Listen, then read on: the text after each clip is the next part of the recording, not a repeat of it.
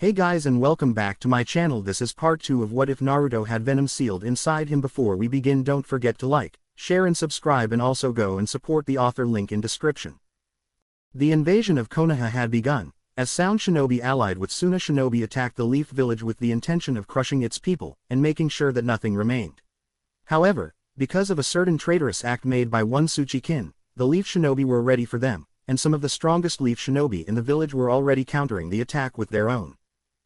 Jiraiya had been briefed on the entire situation from the information given to the Hokage by Tsuchikin and made a few interesting traps for the invaders outside along with the inside of Konoha.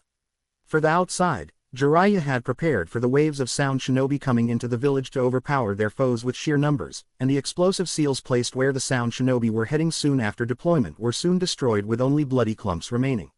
The Sannin had also placed seals around the cage booth to activate when chakra ran through it, which worked in killing 3 of the 4 members of Orochimaru's personal bodyguards, and the one female of the group escaping the trap only to be caught in a wood jutsu before being knocked out by the Anbu that made it. And that was just the Sound's side of losses. Suna's side was losing far more and much worse, with the snake summoners being killed by Neko's Anbu unit along with one Gecko Hayate before they could even complete the snake summoning. Those that ran were hunted down by Inuzuka clan members, and were ripped to pieces by both the Leaf Shinobi as well as their dogs. In the streets, the infamous Ino Shikacho Junin team were stamping out both allied invaders, and keeping damage to the buildings to a minimum. In Konoha's prized stadium used for events, celebrations, and right now what was once the Chunin exam finals, a bloody battle was being waged. Sound and Suna Shinobi had disguised themselves as civilians to pop out at the moment to strike unsuspecting Leaf Shinobi. At the stadium floor of the arena where the Chunin exam fights had begun, a new one appeared, only this time it wasn't to advance to another, legal, fight, and it wasn't to get promoted. It was one of survival. Subaku no Gaara had finally gone totally insane with the sand demon inside of him that had accelerated the process by leaps and bounds. He had already caught Rock Lee by surprise with the transformed demonic sand arm the Shukaku vessel now sported, and was hit hard by a backhand that sent the poor genin skidding back while breaking a few ribs in the process. Guy came down to retrieve his student while knocking down Sound and Suna Shinobi that stood in his path. While this happened, Baki had engaged Genma, and Kankuro was currently fighting off Shino in the fighter's box. "Blood, I must have blood for mother. It must rain down upon us," yelled Gaara, as he turned his demonically changing form to Tenten, Temari, and Naruto now surrounding him. "Easy Gaara, don't do anything stupid now," said Naruto, folding his arms in front of his chest and gauging the red-haired Suna boy's current body movement. "Why should I listen to you, Namikaze? Just because you have a stronger beast inside of you doesn't make you stronger than me. I will crush you with my sand and gain true existence," said Gaara, as he snarled at Naruto, and got ready to shoot his demonic sand arm right at him when Temari stepped in.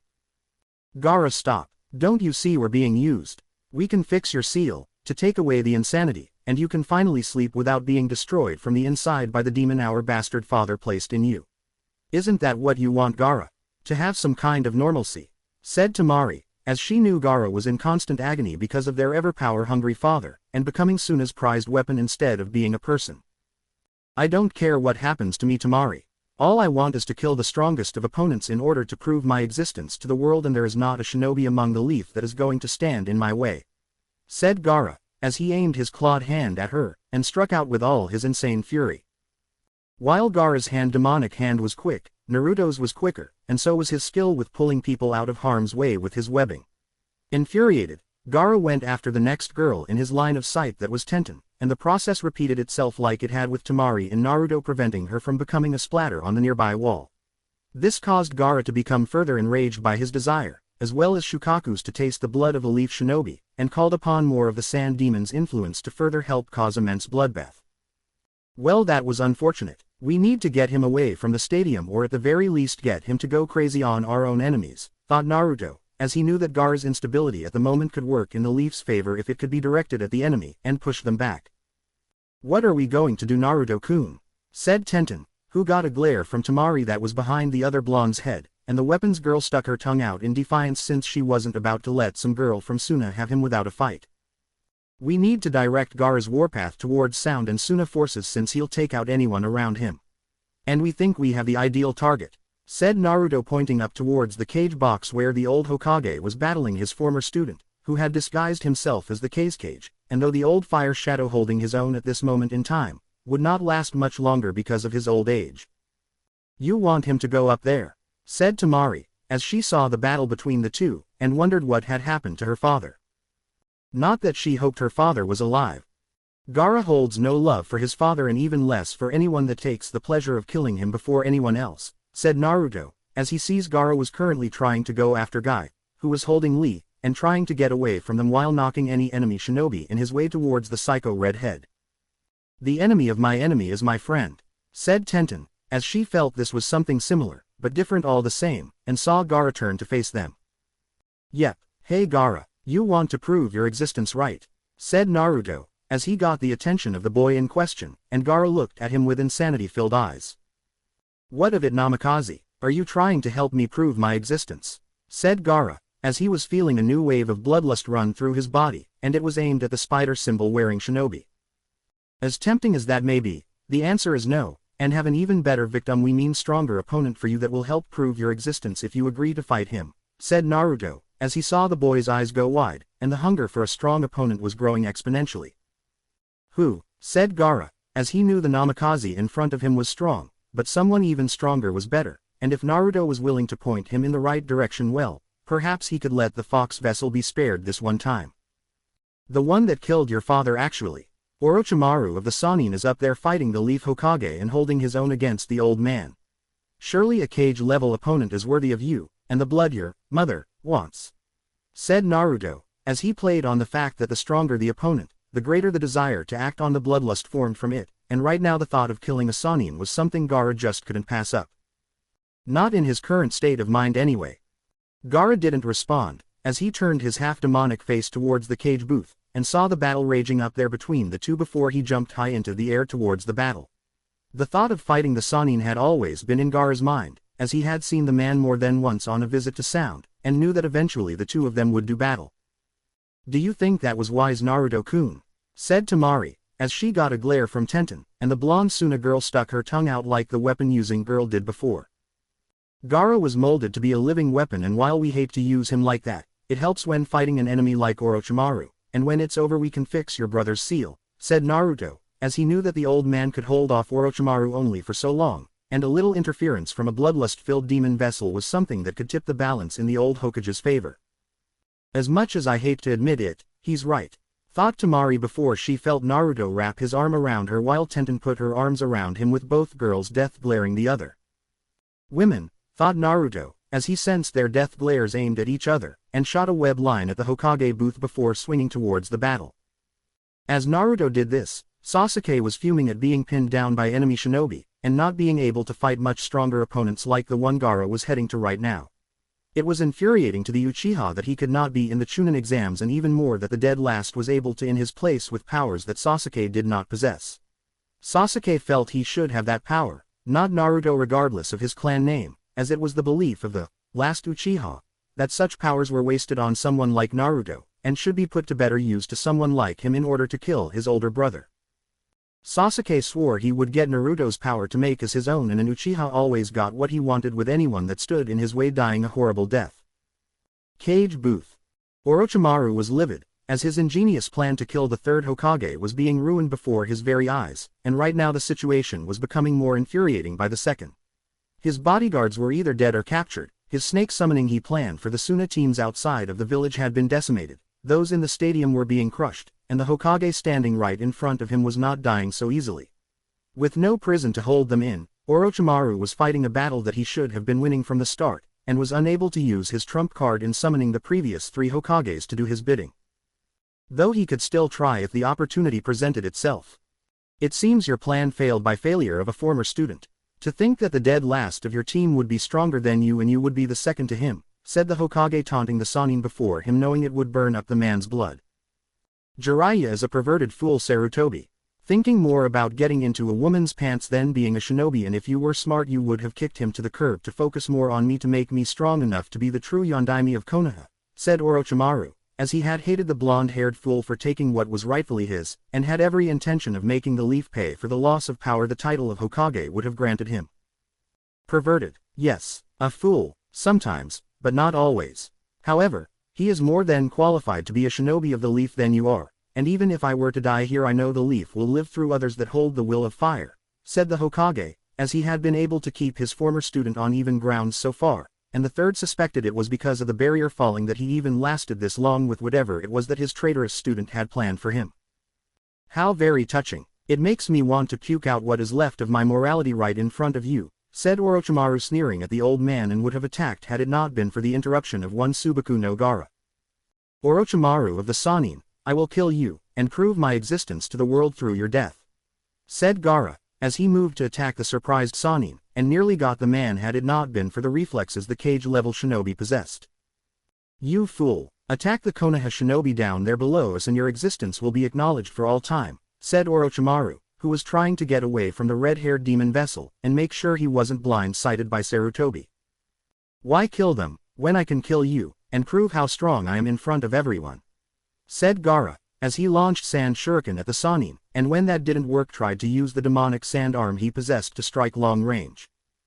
Damn you, wind style, wind breakthrough, said Orochimaru, as he formed hand signs, and used his wind jutsu to knock Gaara back off the roof onto the stadium ground while forcing the Hokage to jump out of the way of the attack.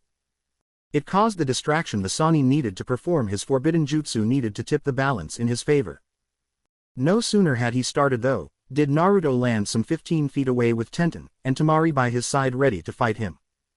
Hello hubby Tem, ready to meet your death, said Naruto before he transformed into his other version of venom that made him so scary when it was revealed to others. Are you brat? Allow me to help introduce you to your father so you two can get some brief family bonding before he kills you under my order. Summoning jutsu.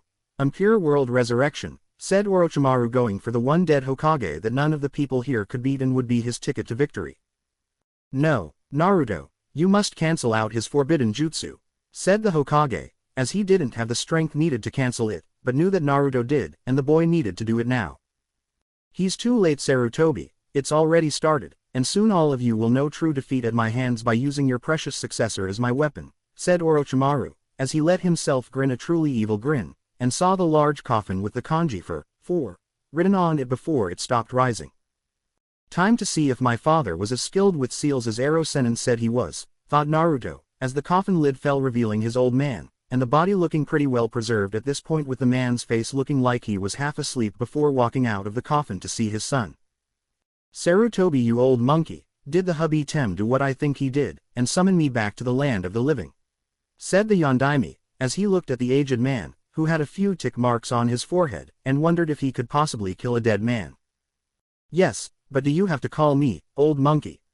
If you weren't dead I would kill you for that, said Sarutobi, as that nickname was embarrassing, and while he could tolerate being called old man, being called old monkey was worse. Father, said Naruto, as he removed his venom face, and looked at his old man looking back at him with surprise. Naruto, my son, I see you have grown into a fine young man, and I see you have acquired some strange power. Tell me, has the village been treating you well, and seen you as a hero? Said the Yondaime, as he had hope in his eyes, and wished his dying wish had been fulfilled. No, they haven't, said Naruto, seeing the shocked and sad look on his father's face. I see, I'm sorry Naruto, but I had no choice, and did what needed to be done. I know I chose the village over you, but it is the job of the Hokage to do what is right, and if it means doing what I did, well you know when you take the title someday, said Minato, as he turned to look back at Orochimaru, who had kunai with a paper seal written on them, and grinned evilly at them. Enough of this family reunion. Soon you both will be dead and you can spend all your time catching up in hell, said Orochimaru, but before he could plant the seal tag into the Yondaime's skull, the kanji of the Shinigami appeared on the Namikaze's forehead, and the said man quickly summoned a Rasengan that made contact with the shocked Sannin's stretched out hand, causing it to obliterate it.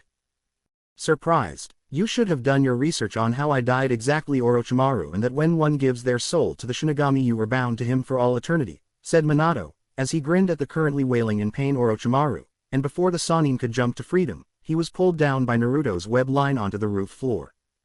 You didn't think we were going to let you go on account of your missing arm, did you?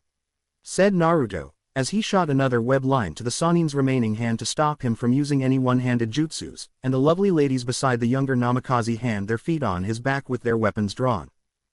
You ready to finish what you should have started, old monkey? Said Minato, as he saw the third shake his fist at him, but sighed knowing that the name was forever his so long as Minato kept it up even now, and took out the Sarutobi clan sword he had taken with him for this moment. "Time for you to go meet the Shinigami himself, Orochimaru," said Sarutobi, who saw the Sannin struggling to get away, but was stopped by Tenten stabbing him in spine, and Tamari smashing the joint connecting the man's remaining arm to his shoulder with her iron fan. "This can't be the end. I am Orochimaru of the Sannin.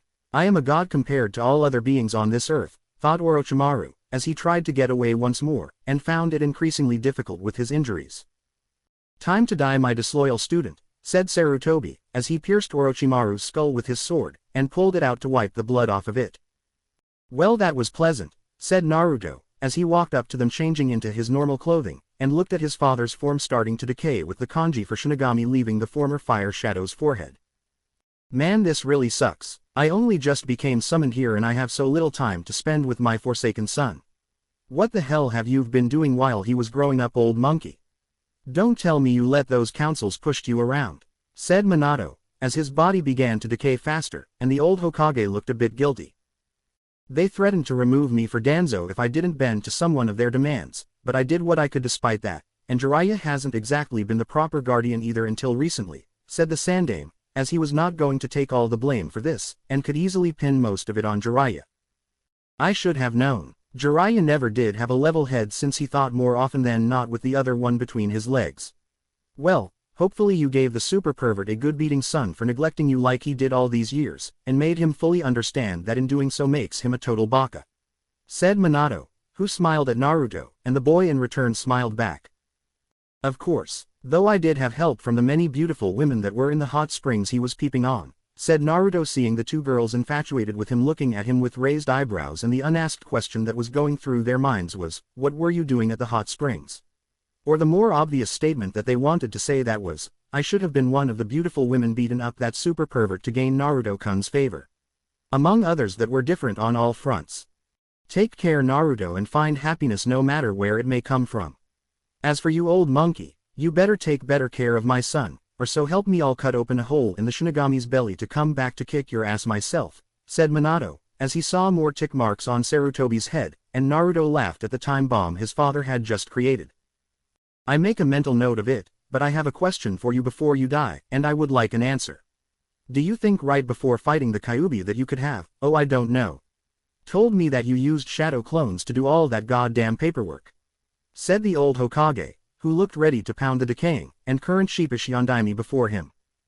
"Oh, about that, you see bye, said Yondaime before his body turned into ashes, and said ashes were scattering to the winds, leaving Naruto raising an eyebrow, the two women's sweat dropping, and the old Hokage more red with anger than ever before. "I'll see you soon, Minato. I may be alive now, but I'm old, so I'll die eventually, and when I do we're going to finish this little conversation," thought the Sandaime, as he wanted to beat the crap out of the remains of the ashes left behind, but couldn't since he was getting tired from the fight from Orochimaru, and before he could reconsider it the ashes were gone. Konoha days later. The invasion by Suna and Sound ended soon after the news spread of Orochimaru's death, with Suna forces retreating while Sound Shinobi surrendered on the spot to await further interrogation. Gaara had been captured quickly by Jiraiya shortly after the boy's fall to the ground, and the Sannin had used the five-prong seal to make sure that Shukaku didn't get out while he was unconscious. After that, Jiraiya took Gaara someplace remote, and began working on improving the seal to work at the potential it was supposed without all the negative side effects the Cage didn't care his son would have. As for the Sandaime, he made sure that the councils knew that he was very much alive, and just like he thought, they were very much surprised that he was. Upon taking his seat, the Sandaime began to tell what happened with his encounter with Orochimaru, and how he summoned the Yondaime to the battle only for the plan to backfire, causing the end for the late Sannin. This made the two councils sweat at this, since the Yondaime made it clear that he wanted his son to be seen as a hero, and they kind of made sure the village did the exact opposite. What's more, with the public now knowing about Naruto being his son, made things really difficult to explain to the various feudal lords and previous clients now looking at the Leaf with suspicious eyes. It was no different when it came to the villagers and shinobi of the Leaf too, since they were the ones that hated Naruto from listening to the councils. Many in the village had tried to apologize to Naruto, but found that he wasn't listening to them, or when they tried to he would web swing away. And that was when he was being nice. Flashback -1 day prior. Naruto walked down the streets of Konoha, not bothering to give the citizens that once hated, attacked, and tried to kill him the time of day. Why should he? It wasn't like they deserved it after what they put him through. Many had come up to him groveling at his feet saying they didn't know, as if him being a member of a prestigious clan was some form of immunity to their hatred, and his past life had they known about it sooner. With him was his ever-loyal slave Kin, who he had promised to take clothes shopping once more, and some more birth control pills for the near future. What? Naruto was a sex machine at night and other days when Kin would stand before him naked almost as horny as he was. Ino was still reluctant of course since she felt she was too young for that sort of thing, but it wasn't like she could resist much longer with her hearing the echoes of Kin's screams of pleasure at night, and their room being right next door. In fact, their activities at night were giving Ino some interesting, and very perverted dreams that made her have to change her bed sheets on several occasions. It was insane, but that's a story for another day. Now Naruto was dealing with a store owner, who was welcoming Naruto in like he was Kami himself, and Kin like she was from the Hyuga clan. Personally, Naruto despised the man since in the past the lousy arrogant bastard had threatened to carve him up with a butcher's knife, and leave in the alley to bleed to death. Even now, Naruto suspected that the man would have been hostile to him if he wasn't the Yondaimi's son, and just some bastard child that was left in a stupid orphanage to fend for himself. Well, if the man thought of him as a bastard child, then Naruto would give him a bastard child, and treat the man like he was garbage. Will you be needing anything else, Naruto-sama? What about the lovely woman here? All on the house. Take what you want, said the shop owner, who months, and even years ago would have rejected the boy from entering his store in less than a second. Now however, well, things changed. Hold that thought, Kin-chan, be a sweet sexy slave, and please wait outside with your things. Your master has to talk to the store owner in private about some personal business, said Naruto, as he looked at the man, who seemed confused, but slightly pleased at doing more business with the Namikaze, and even hoped it would help make amends for past insults. Yes, Naruto-sama, said Kin, as she went outside by the door, and knew that whatever her master had in mind did not concern her. Now, where were we? Oh yes, you wanted to sell me something, didn't you? Anything we wanted, correct, said Naruto, as he walked towards the man with intense blue eyes, and could see the man was getting nervous. Yes, Naruto-sama, who wouldn't want to sell goods to a clan like yours? Said the shop owner, as the blue eyes were making him nervous now, and the black clothing the boy wore was rippling slightly. You did years ago when we tried to enter your store and you threw us out because of what we held. You threatened to carve us up like a chicken before leaving us in an alley to die slowly. Now that you know we are the son of the Yondaime, you wish to kiss our feet and our ass in order to make up for past treatment like it didn't even happen. To us, that simply doesn't cut it, and we feel you need to pay a price for it, said Naruto, as he transformed into his humanized venom form, making the store owner back up in fear. Please don't kill me, I'm sorry for what I did. I was just following the majority of the people, said the shop owner, who was now a fraction of an inch from pissing himself silly. You're sorry for hurting us, insulting us, and threatening to do seriously harm despite that we are not the demon fox we hold inside of us. Perhaps you want the demon to be let out to cause you bodily harm and maim you for life that would be worse than death, said Naruto, as his form began to ripple again, and the cracking of his hands when clenched into fists was making the shop owner go into a near panic state. No, I mean yes. I mean look, how about anytime you come into my store, I'll give you anything you want for free, and all your friends when they are with you, said the shop owner, as he looked outside to see Kin standing idly by the door, and waiting for her master patiently. Now you are trying to buy me off. We don't want your money, what you have to offer in your store, and we certainly don't want your false pleas for forgiveness, said Naruto, as his anger increased, and the man backed up into a wall. What do you want? Said the shop owner, now looking at Naruto with fear, and saw the rippling increase further. What we want is for you to feel our pain, said Naruto, as he transformed into his demonized venom form, and was now towering over the quivering little man. The last restraint the shop owner had in not wetting himself left at the very moment. Mercy, please show mercy, said the shop owner, as he didn't want to feel any pain that karma dictated he feel and should feel for past transgressions. Sorry. We are all out of mercy, said Naruto, as he gave the man a demon smile, and expanded his now clawed hands out to do some serious damage. Outside the store. Hey Kin, said Kiba, as he and Shino had been around helping with the repair work around Konoha for the places that got messed up. Ah, Kiba-sama and Shino-sama, how are you today, said Kin, as she had met the two, and while Kiba was arrogant she did have respect for the Inuzuka clan along with the Aburame clan. I am doing all right. How are you? I understand you were sent to Ibiki for something you said about Naruto-sama during the preliminaries, said Kin, as she saw Kiba pale at that, and saw Shino eyebrow twitch at that since the man was scary. Yeah, let's just say I'm not getting any good night's sleep right now and my mom's on my case about that. She has to make some sort of reconciliation to Naruto since it's the only way not to get me executed for practically violating an S-class law while insulting the Namikaze clan that happened to be where the Yondaime was from, said Kiba, as he didn't like the fact that he got his clan in trouble and that he had to be punished for it. His late father had told him to hate Naruto, so why shouldn't he have listened to the man before he died? You should be respectful to Naruto-sama for his burden and how he had to endure pain from this village that only loves him now because of his title, said Kin, as she did not want anyone to insult her master, and she wasn't going to let this runt do it. Kiba was about to retort, but was stopped when the store owner, or rather what was left of him, came out of the shop while trying to let out a scream from the throat he no longer possessed. Walking out of the store, a normal black-clothed Naruto looked at Kin with a smile on his face and motioned her to follow him. See you around, guys, said Naruto, as he walked with Kin, who leaned her head into his chest, and asked him if he was okay, to which he responded saying he was. In fact, Naruto was feeling really good right now, and was going to get better as the day went on. Flashback end. Since then the people were put on notice about how groveling to Naruto was going to work, and they were going to live with the shame of what they did with the Namikaze heir putting salt on the wound every time. As for the Subaku family from Suna, they helped heal the rift between the two villages, as Kankuro took care of the negotiating with the help of Baki to aid him. Garo was appointed the new Kazekage since he was still the strongest shinobi from Suna, and Tamari was promoted to Chunin while she stayed in Konoha to help further relations in being Suna's personal ambassador. With the knowledge of what happened with Suna coming to light in wanting to break free from the slowly poisoning treaty made by each country's respectable feudal lords, a new treaty was set up so each daimyo would not seek out the other, and if they did it was something only together they could handle. If such missions did happen, the payment for the missions would be divided equally in half, and sharing of information about common enemies that would threaten their village.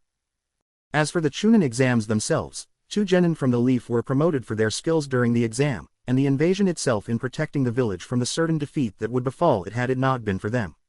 Naruto was promoted, of course, as he had done everything right during the exams to get promoted, and trick an unstable Gaara to go after Orochimaru. Neji's advance as well, as he showed the skills needed for being a Chunin, and he showed that he had the skills needed to get promoted, though it was recommended he go under a psychological exam before the promotion was in effect. Unfortunately for Lee, Shino, and Tenten, they were not promoted since Lee's fight was interrupted by the invasion while Tenten's was a victory by forfeit like Shino's. The remaining rookie 9, or rather the rookie 8, after what happened with Ino, had asked about the said girl not being a shinobi anymore. It wasn't easy to explain, as Team 8's sensei was there too, and she was glaring at him quite a bit since she suspected him of being a pervert. However, the group understood, and they believed Naruto when he told them he was treating her like a person rather than property, while telling Kurenai that he had not had sex with the Yamanaka since that was the question the Genjutsu mistress wanted to ask him. Sasuke demanded that Naruto hand over his power to him on the grounds that the Uchiha clan needed it more than the Namikaze clan did in restoring itself to greatness. Sakura demanded that Ino be freed from him and called him a pervert regardless of the fact he had not done anything to Ino. Naruto of course said no to both individuals since the slavery was permanent unless he chose to alter the seal so she would be a housewife instead, and he told Sasuke that his power was his own while telling the Uchiha to grow from the skills his clan home possessed when he wasn't training with Kakashi. Speaking of Kakashi, the man was trying to get back in Naruto's graces, and was making every attempt he could at wanting to train his student that was his sensei's son. Using good old-fashioned karma as his best weapon in this situation, Naruto ignored Kakashi, and told the man to stay away from him or else he would be put into the hospital with only gay porn that would be read out loud by the nurses. For a while things seemed to be going Naruto's way before the Hokage called him into his office with Ino's mother demanding to face the boy that had enslaved her daughter. Both Naruto and the Sandaime both almost wishing they were fighting in the invasion again. Hokage's office. Sarutobi Hiruzen sighed at the sight of an angry platinum blonde woman glaring at him while they waited for Naruto to show up with Ino in tow. One of the conditions of this meeting set by Ino's mother Yamanaka rose to see her daughter since she had been denied so by Naruto ever since the angry woman learned of it. "I'm here and I brought Ino," said Naruto, as he was in his venom form, and Ino was in her usual clothing she wore all the time just without the wrappings. Naruto kept saying she should show off her legs and had been having her eat more while burning off the fat by exercising so her figure would improve rather than decline. Ino of course blushed, called him a pervert, and would have slugged him had she not been his slave. "I want my daughter freed from your clutches, pervert," yelled Rose, as she got out of chair, and moved towards Naruto to take her daughter from him. Now I know where Ino gets her yelling from, thought the Sandaime and Naruto, as they had to run a finger through their ears to make sure they didn't lose their hearing. "What you want? We cannot give you Yamanaka-san, and we cannot let Ino go," said Naruto, as he leapt away from Ino's mother at the last moment with Ino, and stood next to the Hokage's desk. "I'm afraid Naruto is right, Rose. Ino did break several high-class laws," said Sarutobi, as he saw the woman getting redder with anger, and wondered if the woman's head was going to explode. He hoped not, since the paperwork would be a pain in the ass to do even with the shadow clones. "Yes, but one of the laws you revoked during the Chunin exams, and that was during the revealing of the Dem Namikaze's identity," said Rose, but she knew that her hatred for the boy was beyond what happened with Ino, and that it was with Kyuubi. "True, but Ino broke the one law before it was revoked, and the only reason she isn't dead right now is because of Naruto. As for the other law, which pertains to entering a clan home illegally, your daughter brought that onto herself, and that relates to clan laws that were set up during the Shadaime's time. The only way your daughter can be free of her slavery is if Naruto wishes it, and makes her his wife while being just a housewife with no shinobi skills to speak of unless he wants it. The other way would be if he left both options aside and had her memory wiped of all the events beforehand with no memory of anyone around her. You could not tell her you are her daughter, you cannot adopt her back into your home, and you would see her live a life not knowing anyone in the very beginning of her life. In all honesty, Naruto's decision to make her his slave is the best course of action, and if you still disagree then I'm afraid that all you can do," said the old Hokage, as he saw the woman once more fume with rage, and glaring hatefully at Naruto. "Do you like living as this boy's slave, Ino? To do what he asks of you against your very will? Has he forced himself onto you?" said Rose, making Ino blush in embarrassment while Naruto just shook his head since this was becoming a broken record for him. "Mom, to answer your questions, I don't like being a slave, but I can't hate it either since Naruto has been fair to me, and he hasn't asked me to do anything perverted. And for the last question, the answer is no, he has not had sex with me, and has been very respectful about that," said Ino, as she blushed further while trying not to tell her mother of him taking her, and the screams of pleasure that echoed into her room at night were in her head on occasion. She was really suspecting either Naruto or Kin were doing it on purpose. "Are we done here?" said Naruto, as he saw the older Yamanaka was glaring at him still before she left the room, and slammed the door when she left. "You'll have to take that as a yes in regards to this matter, but there is one other I need to address with you, Naruto. It concerns one of my other students," said the Sandaime, who saw Naruto nod in understanding, and sat down with Ino in the chairs in front of the man's desk. "What matter are you talking about, old monkey?" said Naruto, grinning at the man, who now had a tick mark on his forehead, and couldn't believe the boy was following in his father's footsteps in nicknames for people. "I'm going to pretend I didn't hear that. As for the situation with my other student Senju Tsunade, who is the granddaughter of the Shadaime, and grandniece of the Nadaime being left to wander the elemental countries. I came to the realization during my time fighting Orochimaru prior to Gaara's interference that without certain events happening, I would have died, and someone else would be sitting in this chair that did not have the village's best interest at heart. What I need from you, Naruto, is to go with Jiraiya, and find Tsunade to bring her here so she can take my place as Hokage," said the Sandaime, as he saw the shocked faces on both Ino and Naruto, though the latter didn't look pleased. "What?" said Naruto, as he transformed into Venom's demonic form, and threw the desk in front of him out the window in rage. "I know you want the job, Naruto, and I would more than happily give it to you, but you're too young for it.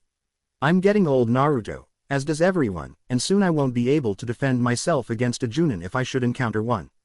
Tsunade is one last student among the Sannin, and while her habits are questionable at times, I think she can hold the title of Hokage long enough for you to take it from her down the road," said the old Hokage, who knew that logic would help Naruto calm down and see things like they should be. "All right, but we want a few people to come along with us for the mission to be an extra set of ears and eyes since Ero Sennin is going to wonder to look for some tail to pounce on," said Naruto, having returned to normal, as he sat back down and looked seriously at the old man, seeing him nod in agreement. "Who did you have in mind?" said the Sandaime, as he raised an eyebrow at the blonde, and the boy smirked at him before telling him just who he wanted. Namikaze Estate 2 hours later. What? We're going to find Tsunade-sama, yelled Tenten, as she had been invited to the Namikaze estate along with Hinata, and Naruto told them the news about the mission. Yes, that was the mission the old man gave us, as he wanted Ero Sennin to find her with my help, but we requested both of your assistance in this mission, and to be honest we trust you more than Ero Sennin in finding her, said Naruto, as he was being hugged nearly to death by Tenten, who he knew was a big fan of the female Sannin and wanted to be strong just like her. But Naruto-sama, the Hokage wants you to interrogate my friend Tayuya from Sound Village since she was Orochimaru's elite bodyguard, and she would know most of his base locations in Rice Country, said Kin, as she sat beside her master on one side, and Ino sitting reluctantly on the other side while trying not to look like she nervous in seeing her friends while being a slave at the same time. True, but the old monkey wants to wait until we get Tsunade back for that. That way he can help instruct me personally on a few things with the help of Ibiki, said Naruto before he made a throat-like noise at Tenten, who was still latched onto him while groping his muscles involuntarily, and the girl let out a very Hinata-like, eep, when she let go of him with her face going cherry red. When do we leave for the mission Naruto-kun? Said Hinata, as she had to restrain her face from looking at Tenten, and glaring at her with the Byakugan active. In 2 days Hinata-chan. You both need to get ready for the mission since we'll be the mission's leader when Jiraiya isn't, which we estimate will be a lot during the time he's drunk, or out looking to get laid. He fails miserably we might add from the way so many women beat the crap out of him, said Naruto making the women around him laugh at the Sannin's expense. 2 days. Come on Hinata, we have to pack, and get ready, said Tenten, as she grabbed Hinata, and dragged the protesting girl out of the house since the Hyuga heiress wanted to spend more time with her crush to better relations with him. For the good of the Hyuga clan of course. I'd thought they'd never leave. Hinata-sama and Tenten-sama looked like she wanted to jump you, said Kin, as she snuggled up against him, and he kissed the top of her head while Ino looked to leave only to be stopped by Naruto webbing her back to tell her to stay. Stay Ino, said Naruto, as he kissed Kin on the lips while Kin herself moved to straddle her master's lap while grinning at him, and then at Ino with the blushing platinum blonde trying not to stare at the duo making out. You want Ino-san to see us being intimate Naruto-sama, said Kin, as she saw Naruto with a fox-like grin on his face, and Ino was blushing redder than a tomato right now. She has been hearing it for the past couple nights since her room is right next door so seeing it shouldn't make any bit of difference. Right, said Naruto, as he snaked his hands under her shirt to grab her breast making Kin moan, and she gyrated her hips into his to feel his erection. You're the master here Naruto-sama so your word is law to us, said Kin, as she took off her shirt, and let Naruto remove her bra to expose the breasts he had been playing with. Could you please not do this in front of me, said Ino, as she was feeling uncomfortable with them having sex in front of her much less the couch in the living room, and felt her body get hot underneath her clothing. Why Ino-chan? Getting horny, if you only saw what was beyond Naruto's waist, you wouldn't be complaining so much, and join in to give him more pleasure, said Kin, as she saw Naruto's pants recede to reveal his boxers while Naruto himself had taken off her pants to reveal she had no panties on. I'll pass thank you very much, said Ino, as she tried not to stare, and tried to ignore the moans of pleasure the two were giving the other with their hands groping the other.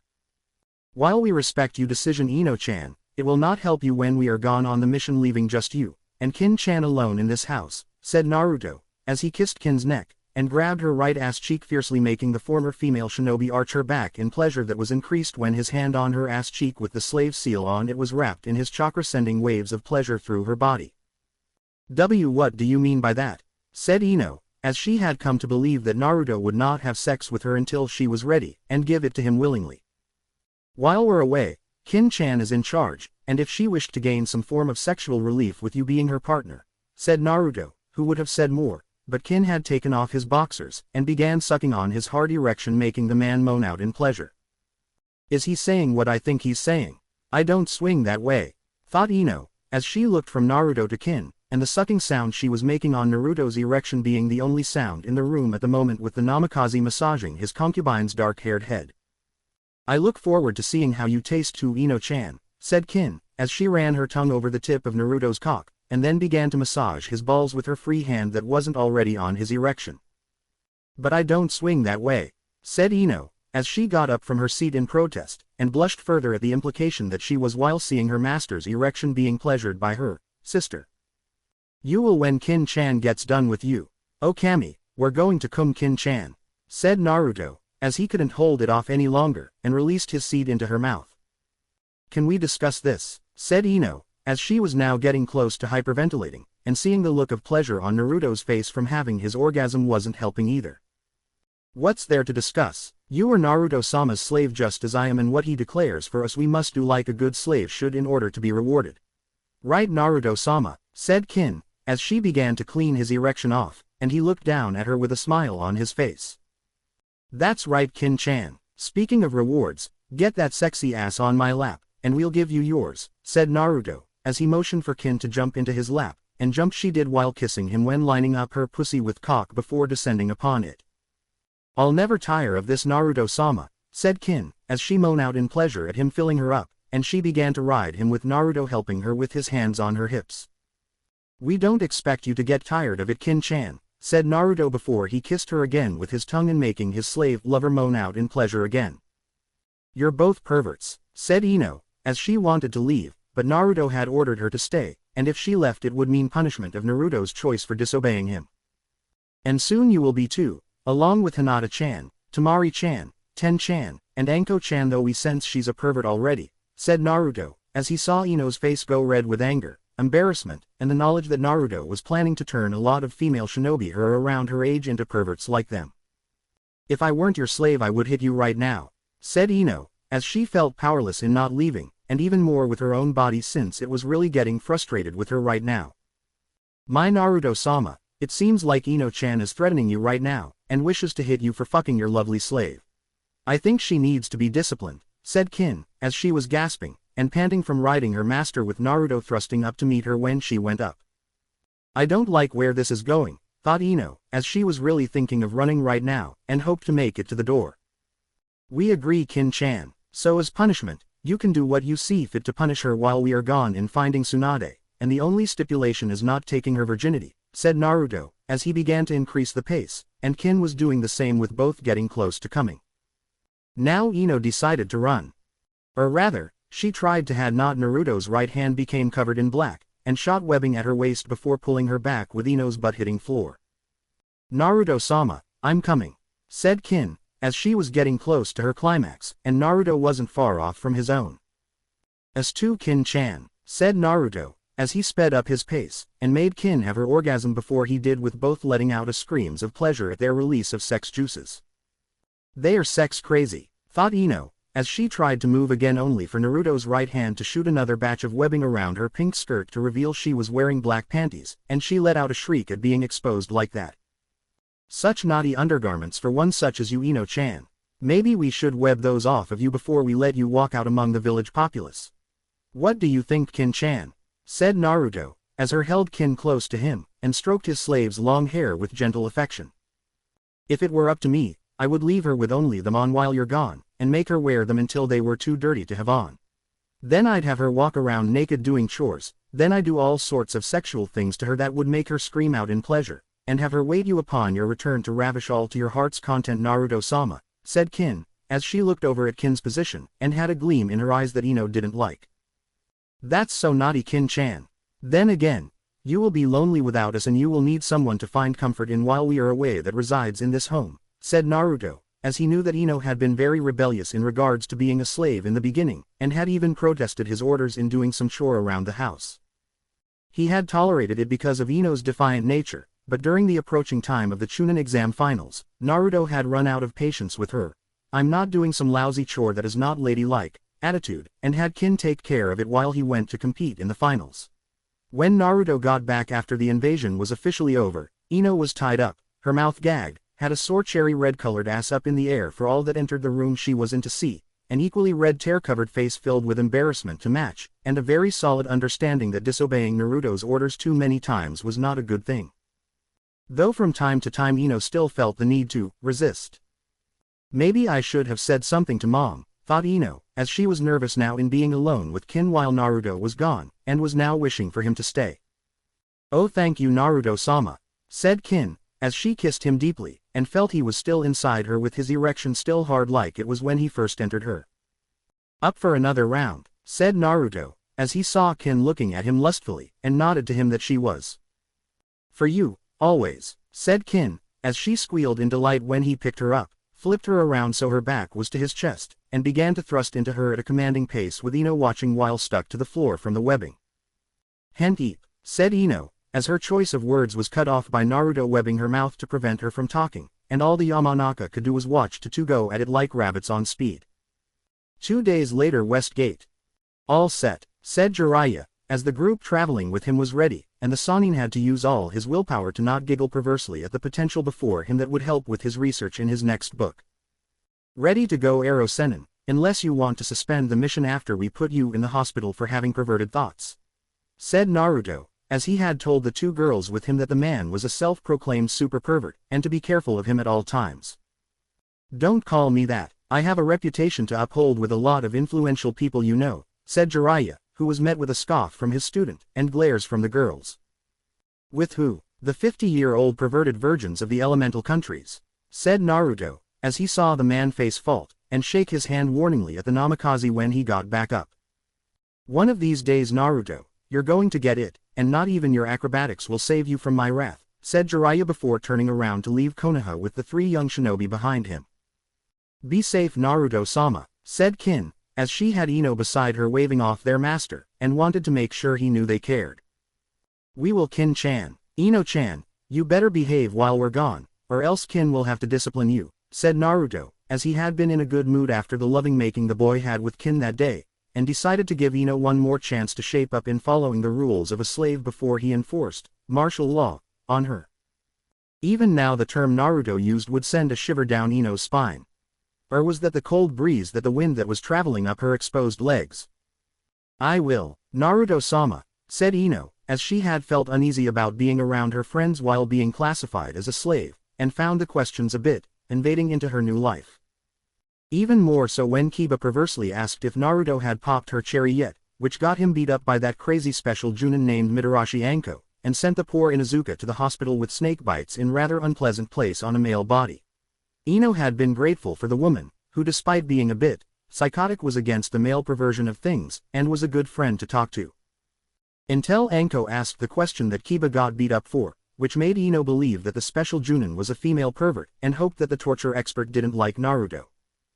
If she did, then Ino was doomed if she was involved in one of their sex romps, and she did not want to be a female pervert, if she couldn't help it anyway.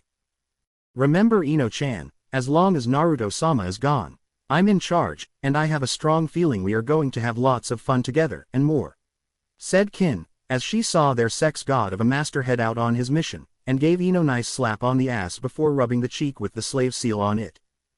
All Ino could do was blush and whimper since she knew she was in for a long couple of days. Naruto's eyebrow twitched at the sight of the sleeping snoring Sannin in front of him and wondered just how this man could have taught anyone, much less his father. Behind him, Tenten and Hinata also looked at the poor excuse of a man that was considered the strongest of the legendary 3, wondering how this man made it this far. "Do you want to do the honors of waking him, or should we?" said Naruto, looking at the two girls behind him and saw them look at themselves before looking him with a shrug. "Doesn't matter to us, as long as the lazy baka gets up and takes us to where Tsunade-sama is," said Tenten, as she really wanted to meet her idol, and show her just how strong she had become to prove that women weren't weaker than men when it came to being a shinobi. "Very well, water style. Water bullet jutsu," said Naruto, as he made hand signs, and shot the water out from the bucket filled with it out at Jiraiya that sent him through a wall out into the street below. "What the hell, who do it was you?" said Jiraiya, as he saw the smug-looking Naruto in front of him, and scowled at it knowing that he possibly deserved it for sleeping in so late. "So you're finally up, we see. About damn time, Ero Sennin. We were beginning to think we would have to do something embarrassing to you, and make you look like a joke to snap you out of your sleeping," said Naruto, who saw the Sannin scowl further, but the glare from the two girls behind the Namikaze made Jiraiya think twice about hurting him. "Yeah, well, I'm not like you with a demon, and a symbiotic being inside of my body that can give me unrelenting stamina," said Jiraiya, as he looked away with a huff, and missed the two girls blushing at that comment while looking at Naruto. "You make it sound like what we have is a bad thing for one such as us," said Naruto, who sensed the girls' lust-filled looks at him, and made a note to keep himself partly awake to make sure neither girl raped him in his sleep. "Shut up, look, let me get cleaned up, and we can go find Tsunade before you decide to do something worse to me," said Jiraiya, as he went back inside, and grumbled on about blondes being a royal pain in the ass. "Do you think he suspects you booby-trapped his front door?" said Kyuubi, as he knew that Naruto was not done, and wanted to make his point get across on the Sannin. A loud boom and a scream soon echoed from the room signifying the trap was sprung. "He does now," thought Naruto, who grinned at the image of the greatly feared Jiraiya of the Sannin being covered in feathers with a sign saying, "Hello, my name is Mr. Rooster Cockburn." On his body. Life was getting better every day. 1 week later. "Are we there yet?" said Naruto boringly, as they headed towards the nearest town with a big casino that Jiraiya was tipped off by some shady people that Tsunade would be there, and were walking at a slow pace. For the millionth time, no, Jiraiya, as he had been hearing the same old thing from Naruto for the past 10 miles of walking, and it was getting on the man's nerves. The girls thought it was hilarious to see Jiraiya lose his cool. "We would be there sooner if you used toad summoning," said Tenten, as she knew that summons could make travel time shorter, and right now she wanted to see her idol, right now. "If I did that, Tsunade would be onto me, and run off faster than I do when women catch me researching for my books," said Jiraiya, as he laughed nervously, and tried to weather the storm of Tenten's angry glare while Hinata looked away blushing since she knew what those books entailed. Not that Hinata was a pervert or anything. "It doesn't matter right now. Tsunade either runs from you Ero Sennin or she runs from losing too much money when she gambles away what she bets," said Naruto, as he now transformed into his human venom state, grabbed both girls into his left arm, and shot out a web line into the trees before swinging along with the girls screaming out at the feeling of nearly flying through the trees. "Hey, wait for me you baka. Not everyone here can do that," said Jiraiya before letting out a sigh of defeat, as he really wanted to move at his own pace in finding Tsunade, but no. He had to feel guilty for ignoring his godson, and make it up to the Namikaze through training with the side tastes of humiliation at the hands of the blonde's pranks. Elsewhere. "Are you sure about this, Itachi? From what I heard, the kid is not a pushover anymore, and even helped kill the hubby Sannin," said a tall individual with a sword strapped to his back, and had sharp pointy teeth. "Shark-like teeth. We have no choice, Kisame. We have been ordered to track down the Kyuubi vessel and now we have him within our grasp. The only problem is Jiraiya of the Sannin, which can be dealt with by diverting the man away from our objective long enough to move in, and take the boy under the Toad Sage's nose," said Uchiha Itachi, as he had been given orders by Pain to retrieve the Kyuubi vessel, and prepare the boy to have the fox extracted from its human vessel. "Okay, but remember you have to be careful Itachi since you can only use the special powers of those eyes of yours only so much, and will cause you to lose your eyesight," said Kisame seeing his partner's unconcerned expression, and it irked him that the Uchiha didn't care about anything anymore. "Well, as far as Kisame knew anyway. I know the limits of my eyes Kisame. Just be sure not to overstep yours," said Itachi, as the two moved into position to capture Naruto, and deal with Jiraiya in one moment. Kumo Raikage Tower. "So our spies were correct when they told us that a Hyuga was with the Sannin and it is a young female main family member of the clan. She's without the cage bird seal on her forehead, which means if we captured her, we could learn the secret of the Byakugan, and use her later to breed our own little clan of Hyugas through her," said the Kumo Anbu in front of the Raikage, who was the brother of the Kumo diplomat that had been sent to Konoha for the treaty years ago only to die at the hands of a Hyuga member. "Yes, but Jiraiya could be a problem, as well as the supposed offspring of the Yondaime himself with unusual powers at his command, and let's not forget the rumor about him being the vessel of the Kyuubi. Still, the chance of a Hyuga being in our possession has been something that we have always wanted, and now we may never get an opportune time to try. Send a team of Anbu to retrieve the Hyuga girl and send Yugito to deal with this Namikaze heir," said the Raikage, as he couldn't risk the boy using his demonic powers on his Anbu squad, and destroy the capture team. "But the Nibi vessel is no match for that of Kyuubi's own," said the Anbu, as he didn't understand what it was the Raikage was planning, and it concerned him greatly. "She doesn't have to kill him Yubaka. Yugito will use her powers to stall the Kyuubi vessel long enough for the retrieval of the Hyuga and ensure our escape. They will wait until the Sannin is far enough away that they can strike and keep the boy occupied so the Anbu team can retrieve the girl or at the very least remove her eyes to take back here for further study," said the Raikage, who hated having to spell out the plan to the man, and wished for once all the competent shinobi besides himself weren't demon vessels under his command. "I shall assemble an Anbu team right away Raikage-sama," said the Anbu, as the man bowed, and then left the man's presence to begin the operation. "This time, I will have the eyes of the Hyuga clan in my grasp, and if this mission is truly successful, I will have my own clan of Hyuga in my own backyard," said the Raikage, as he grinned with excitement at the thought, and wondered how he should plan this out when it came to this opportunity once the girl was in his possession. Depending on her age, he could have her used to have a child or children even if he was lucky to get her to have twins, and if not then she could be persuaded to examine the eyes when she used them. Then when the children having part came along, she would be their teacher in what she knew, and when she was no longer useful physically, her eyes would be removed before throwing out the remnants of a once prized find. It may cost him Yugito at the hands of Konoha's demon vessel, but the Raikage could risk it, and was not afraid to risk the girl either. Nibi, while two-tailed, had become very protective of her vessel, and made sure no male in Kumo could touch her even when she was a little girl. Even the Raikage himself had to be careful when near Yugito, as the flash of cat-like eyes that appeared when Yugito looked at him was in a way of letting the Nibi see whether or not he was allowed to be near her, and apparently let him near at a respectful distance. However, many people had learned the hard way that such respectful distances are not to be breached, and can lead to one's death if one is not careful. With Naruto, leave it to Ero Sennin to go on one of his, check on his informant's trips in order to do some perverted crap in the red light district of this town, said Naruto, as he sat with his back lying on the bed with Tenten and Hinata in the room waiting for the Toad Sage to return. He is supposed to be the strongest of the Sannin Naruto-kun. Surely he deserves some form of recognition, said Hinata, as she sat on the other bed, and Tenten was sitting in a chair polishing her sword she brought along with her. That and he peeps on women in the hot springs or bath houses for his perverted books that every woman in Konoha hates, said Naruto, as he never understood why the man did what he did when it came to his perverted ways, and while the blonde had no reason to talk on the fact he had 2 slaves back home, peeping on them was just wrong. Unless of course, they wanted to be around you barely, or entirely naked for you to see how beautiful they looked. Then it was okay. Naruto-kun has a point, Hinata.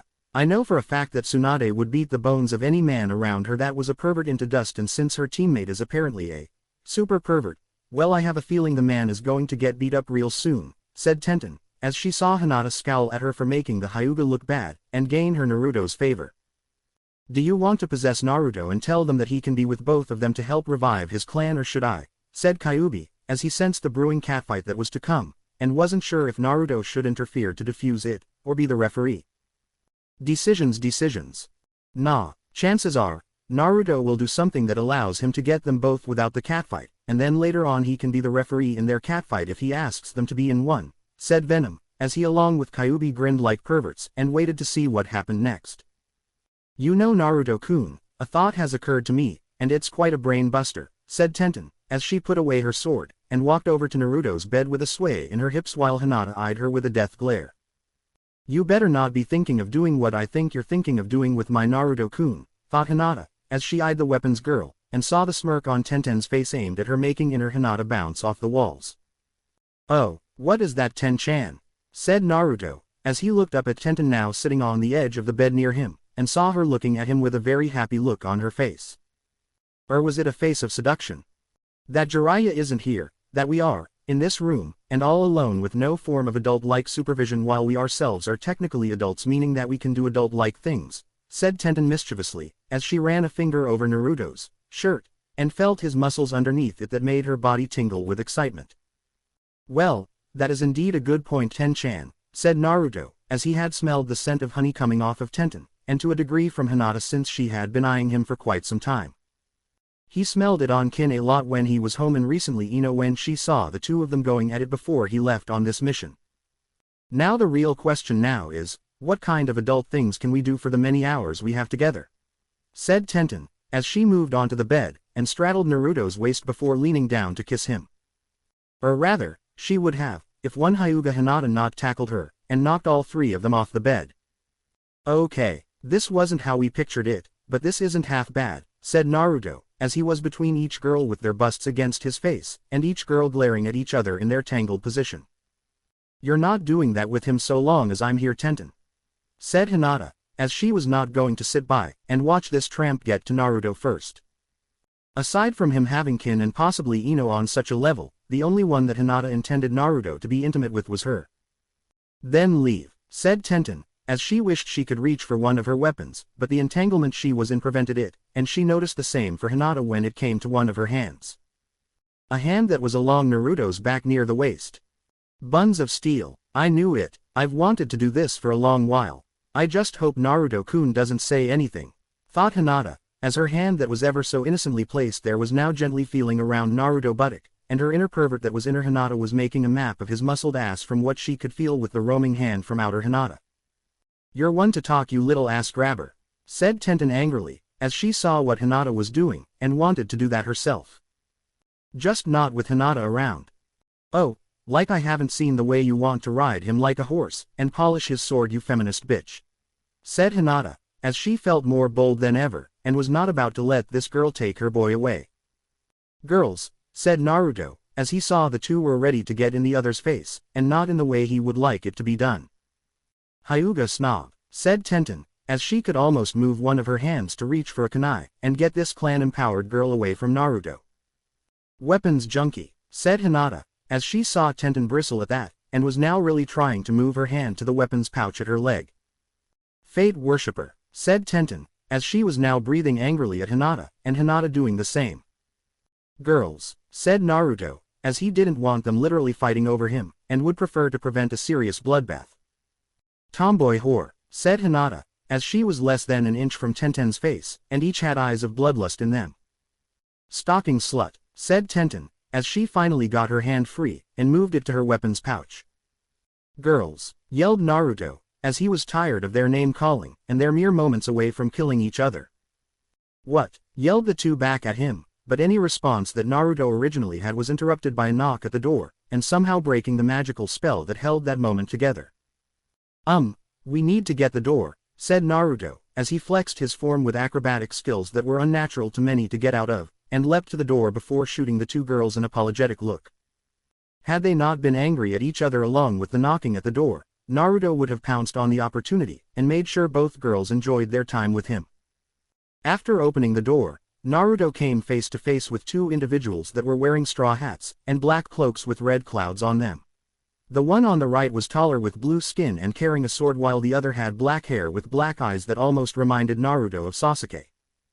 "Namikaze Uzumaki Naruto, you will come with us right now," said the shorter dark-haired individual, and made Naruto narrow his eyes at him. "You are disturbing some serious alone time we have right now with two hot girls in here, so unless you want us to go demon on your ass, get lost," said Naruto before he slammed the door in their faces, much to their surprise, and the fact the boy had two girls in the room with him. "Did he just slam the door on us?" said Kisame, as his brain was still computing what it was that just happened, and kept coming up with, "does not compute," in his head. "I think he did. That has never happened before," said Itachi, who wondered if the boy knew who they were, and if he did, why he wasn't afraid of them. "Should we knock the door down or knock a second time?"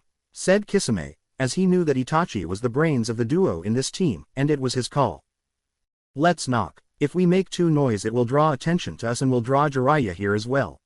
I would prefer not to fight one of the Sannin unless it was absolutely necessary," said Itachi, as he knocked again, and hoped for the best in not getting any form resistance from the Namikaze. "You two are still here. Look, whatever it is you're both selling, we are not interested in buying, and for the record, congratulations in being able to walk in public as a couple," said Naruto before he began shutting the door, and secretly grinned at their now green-colored faces while they shivered in disgust. "Screw holding back, Itachi. I am not about to stand here and be told that I'm gay by this brat," yelled Kisame, as he took out his sword, and saw Naruto change into his human venom form with the two girls he mentioned earlier coming out of the room to see what was happening. "Did you have to call them gay, Naruto-kun?" said Tenten, as she took out her sword, and prepared for battle while Hinata activated her eyes before getting into her gentle fist stance. "We never said they were gay, Ten-chan. He's the one that said it, so that being said it must be true, and he really is gay," said Naruto, seeing Kisame was now seeing red and took a swing at him only to miss. "I'll kill you for that accusation," yelled Kisame, as he was not gay, and was not about to tolerate such things because he had his fingers permanently painted like a lady along with Itachi. "I knew I shouldn't have messed with his head when I first joined and forced him to read gay porn while in the Tsukuyomi realm when he made a crack about me not getting any," thought Itachi, as he had to show Kisame he was not someone to push around, and that trying to insult an Uchiha of his level was not wise. Sometimes Itachi's worst enemy in terms of greatness was in fact Itachi himself. "And what's with those teeth? How many guys have you kissed with a mouth like that?" said Naruto, as he took a page out of one of Venom's previous hosts, and taunted the man in front of him. "Shut up, I like women, you hear me, only women," yelled Kisame, as he was getting seriously pissed off at Naruto, and swung his sword at the boy again only to hit wall that came tumbling down. Says the guy with a sword to compensate for his penis being so small. Do you even have one? Or are you sexually challenged and on the receiving end of it? Said Naruto, as he jumped over Kisame, and shot webbing at the swordsman's feet before he pulled, causing the former mist shinobi to fall on his face. Enough, Namikaze Uzumaki Naruto, if you do not come with us right now, we will take our frustrations out on these two, and place their demise on your head, said Itachi, as he had easily defeated the two female shinobi, and had them pinned under each arm by their necks. You are making a big mistake, Itachi. If you do not let them go right now, we will make you beg for the Shinigami before the day is over, and we will see to it that every waking moment you are with us before then is that of a living hell. Said Naruto, as he was now getting angry that Itachi would hurt those close to him, and whatever made a Namikaze upset, lived to regret it later on. If such things lived long enough to do so. While your transformation is impressive, Naruto, I doubt even you have the means to overpower one such as me, considering my own level, and those I hold in my possession that I could kill in mere seconds, said Itachi, as he saw the girls trying to break free, but the grip on their necks made them think twice, and the chance of them having their necks snapped was too high. Why is it that even someone like you always keep underestimating me, said Naruto, as he went to the next level of venom, and used the surprise on Itachi's face in the brief second to get close enough to Itachi to make the man let go of his hostages while just escaping the clawed hands of Naruto's demonized venom state. Seeing them free, Naruto grabbed them both, and leapt back a good distance from Itachi, and a now calm along with being free Kisame. Fortunately, Sasuke made his appearance around the corner with a look of hatred in his eyes when looking at Itachi, and charged at him with a Chidori to use in the means of slaying his older brother. Such childish behavior you possess, little brother. How is it that you are so weak and be of our clan's blood? Even I will never understand, said Itachi, as he easily broke Sasuke's hand, disabled the Chidori, and knocked his younger brother into a nearby wall before locking Sharingan eyes on him. I hate you, said Sasuke, as he found himself unable to move because of the pain, and was pinned at the neck by Itachi's arm. And yet you are weak, Sasuke. No matter, as you will now relive that moment all those years ago when I did the one thing you thought I would never do, and took everything away. Tsukuyomi, said Itachi, as he sent Sasuke into that dark realm, and made him relive the Uchiha massacre all over again. Never fear, Jiraiya is here, said Jiraiya, as he appeared, having stopped the genjutsu-influenced woman from distracting him further, and come in on small yet still space-consuming Toad. You're a bit late, Arrow Sennin. So be a good old Toad and leave this problem to us, said Naruto, as Tenten and Hinata prepared to fight Kisame while he himself moved to jump over the homophobic fish to reach Itachi. Kisame, we need to move, as we cannot take on Jiraiya and the others in our current condition, said Itachi, as this was more for him than his partner after using his clan's eyes to use that power. Really, damn, I wanted to get another shot in at the kid or those two girls with him to see which one I can shave off first, said Kisame, as used his blade to block the weapons Tenten threw at him, and followed Itachi around the corner. Oh no you don't, said Jiraiya, as he makes quick hand signs, and slammed his hands down, turning the whole inner hallway around them into the inner esophagus of a giant toad. You baka, said Naruto, now hanging upside down on a web line while doing the same for the girls, as the spider part that Venom took from Spider-Man took a long time ago did not like being swallowed up the throat of a toad, and was getting upset that Jiraiya did that. Oh suck it up, just don't move and you'll be fine. It's those two that are in trouble, said Jiraiya, as he directed the throat of the giant toad attacked the two members of Akatsuki now trying to flee. Itachi, an escape route would be perfect right about now, said Kisame, as he battled the strange tentacle-like things with Samahata, and was waiting for Itachi to try getting them out of this place. Amaterasu, said Itachi, as he blasted a hole in the giant toad's body, and the two were able to escape before they were swallowed up. That's interesting, said Jiraiya, as he cancelled the jutsu, and saw the black flames left behind by Itachi's eye power. There's something you don't see every day, said Naruto back in his clothed form with Hinata and Tenten beside him. I'll seal this up for further study. In the meantime I want you three to collect your stuff so we can move out, and catch up with our next contact to find Tsunade, said Jiraiya, as he sealed up the fire, and was about to follow the trio in front of him when he got a good kick to the face after hearing dynamic entry being shouted for all of them to hear. Again, there is something you don't really see every day, with a weird super eyebrow bowl-shaped haired guy wearing green spandex kicking a super pervert into a wall, and yet, that was kind of funny, thought Naruto, seeing Meta Guy sending out wave after wave of apology to the Sannin, who was now sporting a rather big bump on his forehead, and looked like he was mentally cursing at the Junin for kicking him in the head despite the apologies.